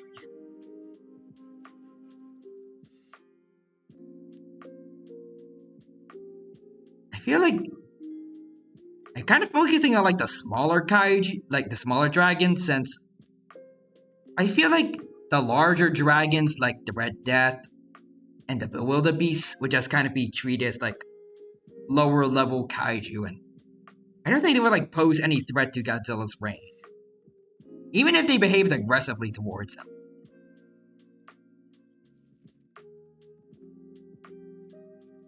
Like I feel like it would just pretty easily just kind of wreck them if they tried anything.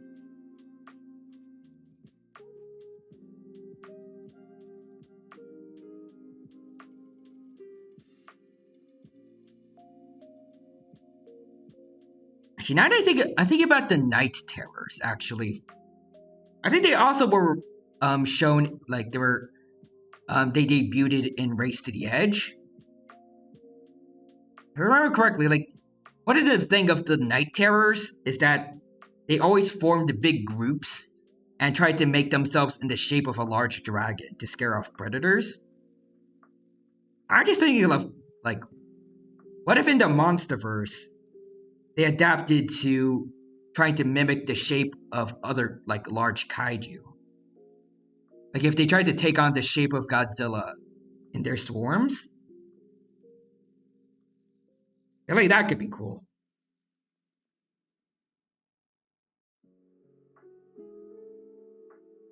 Okay, I'm just imagining, like, one day being, like, a monarch scientist researching Godzilla. And then there looks like what seems to be a second Godzilla in the distance, but like Godzilla gets upset at it and roars, and then suddenly the other Godzilla just kind of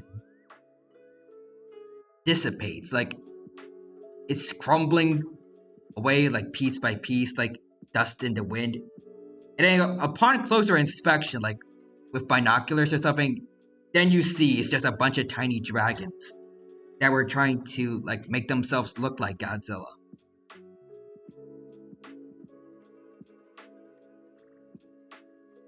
I feel like that would be cool to see.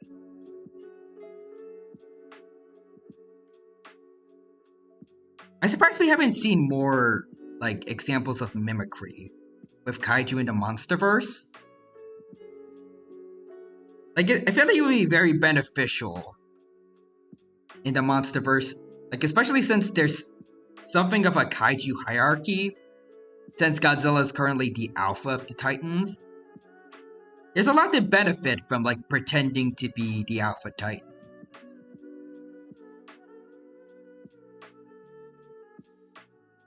I don't know. Maybe they'll decide on doing something like that in the future.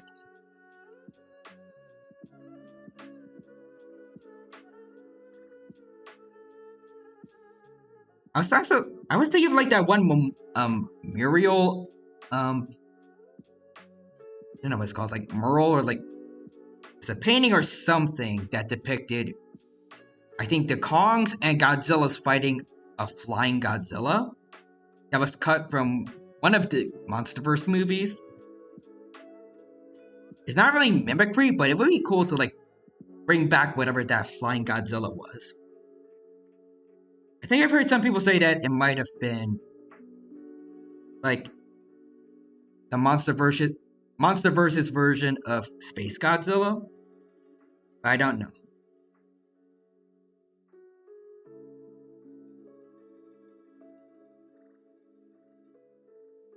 But yeah.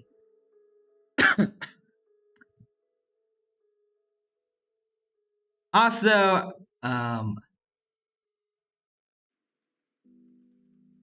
see, so it's getting a bit late now. Almost 9:40. Like, I did what I set out to do. I drew all my fellow T-Rexes today. I don't have much else to really talk about right now. And I don't want to risk, like, getting caught, like, right at, like, when the library is supposed to be closing, like I have in the last few streams. So I think I'll end things here for now. But thank you to everyone who stopped by today. I hope you all had a good time here, and that I was able to entertain you all with my art stream and random, just thoughts. So let's see. Who do we have to raid today? Who do we have to raid?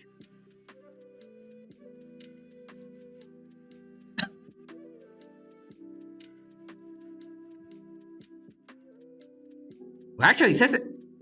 Actually, funny enough, one of the T-Rexes that we raided today, one of the Rexes that we drew today, is streaming right now, K Diggy. So let's go raid him. Alright. Let me go over to OBS. There we go. Put the command in chat, and there you go. And now you all shall go off and from watching one T-Rex draw to watching another T-Rex play. Ooh, Sonic Frontiers. Interesting. Alright, before we go, just one last goodbye. Thank you to everyone who stopped by today. I hope you all had a good time here, and I was able to entertain you all again. And I hope to see you in some of my other streams where we just play games, draw, and just have a jolly good time here and be buddies. Till then, give us your day. Take care, and bye-bye for now.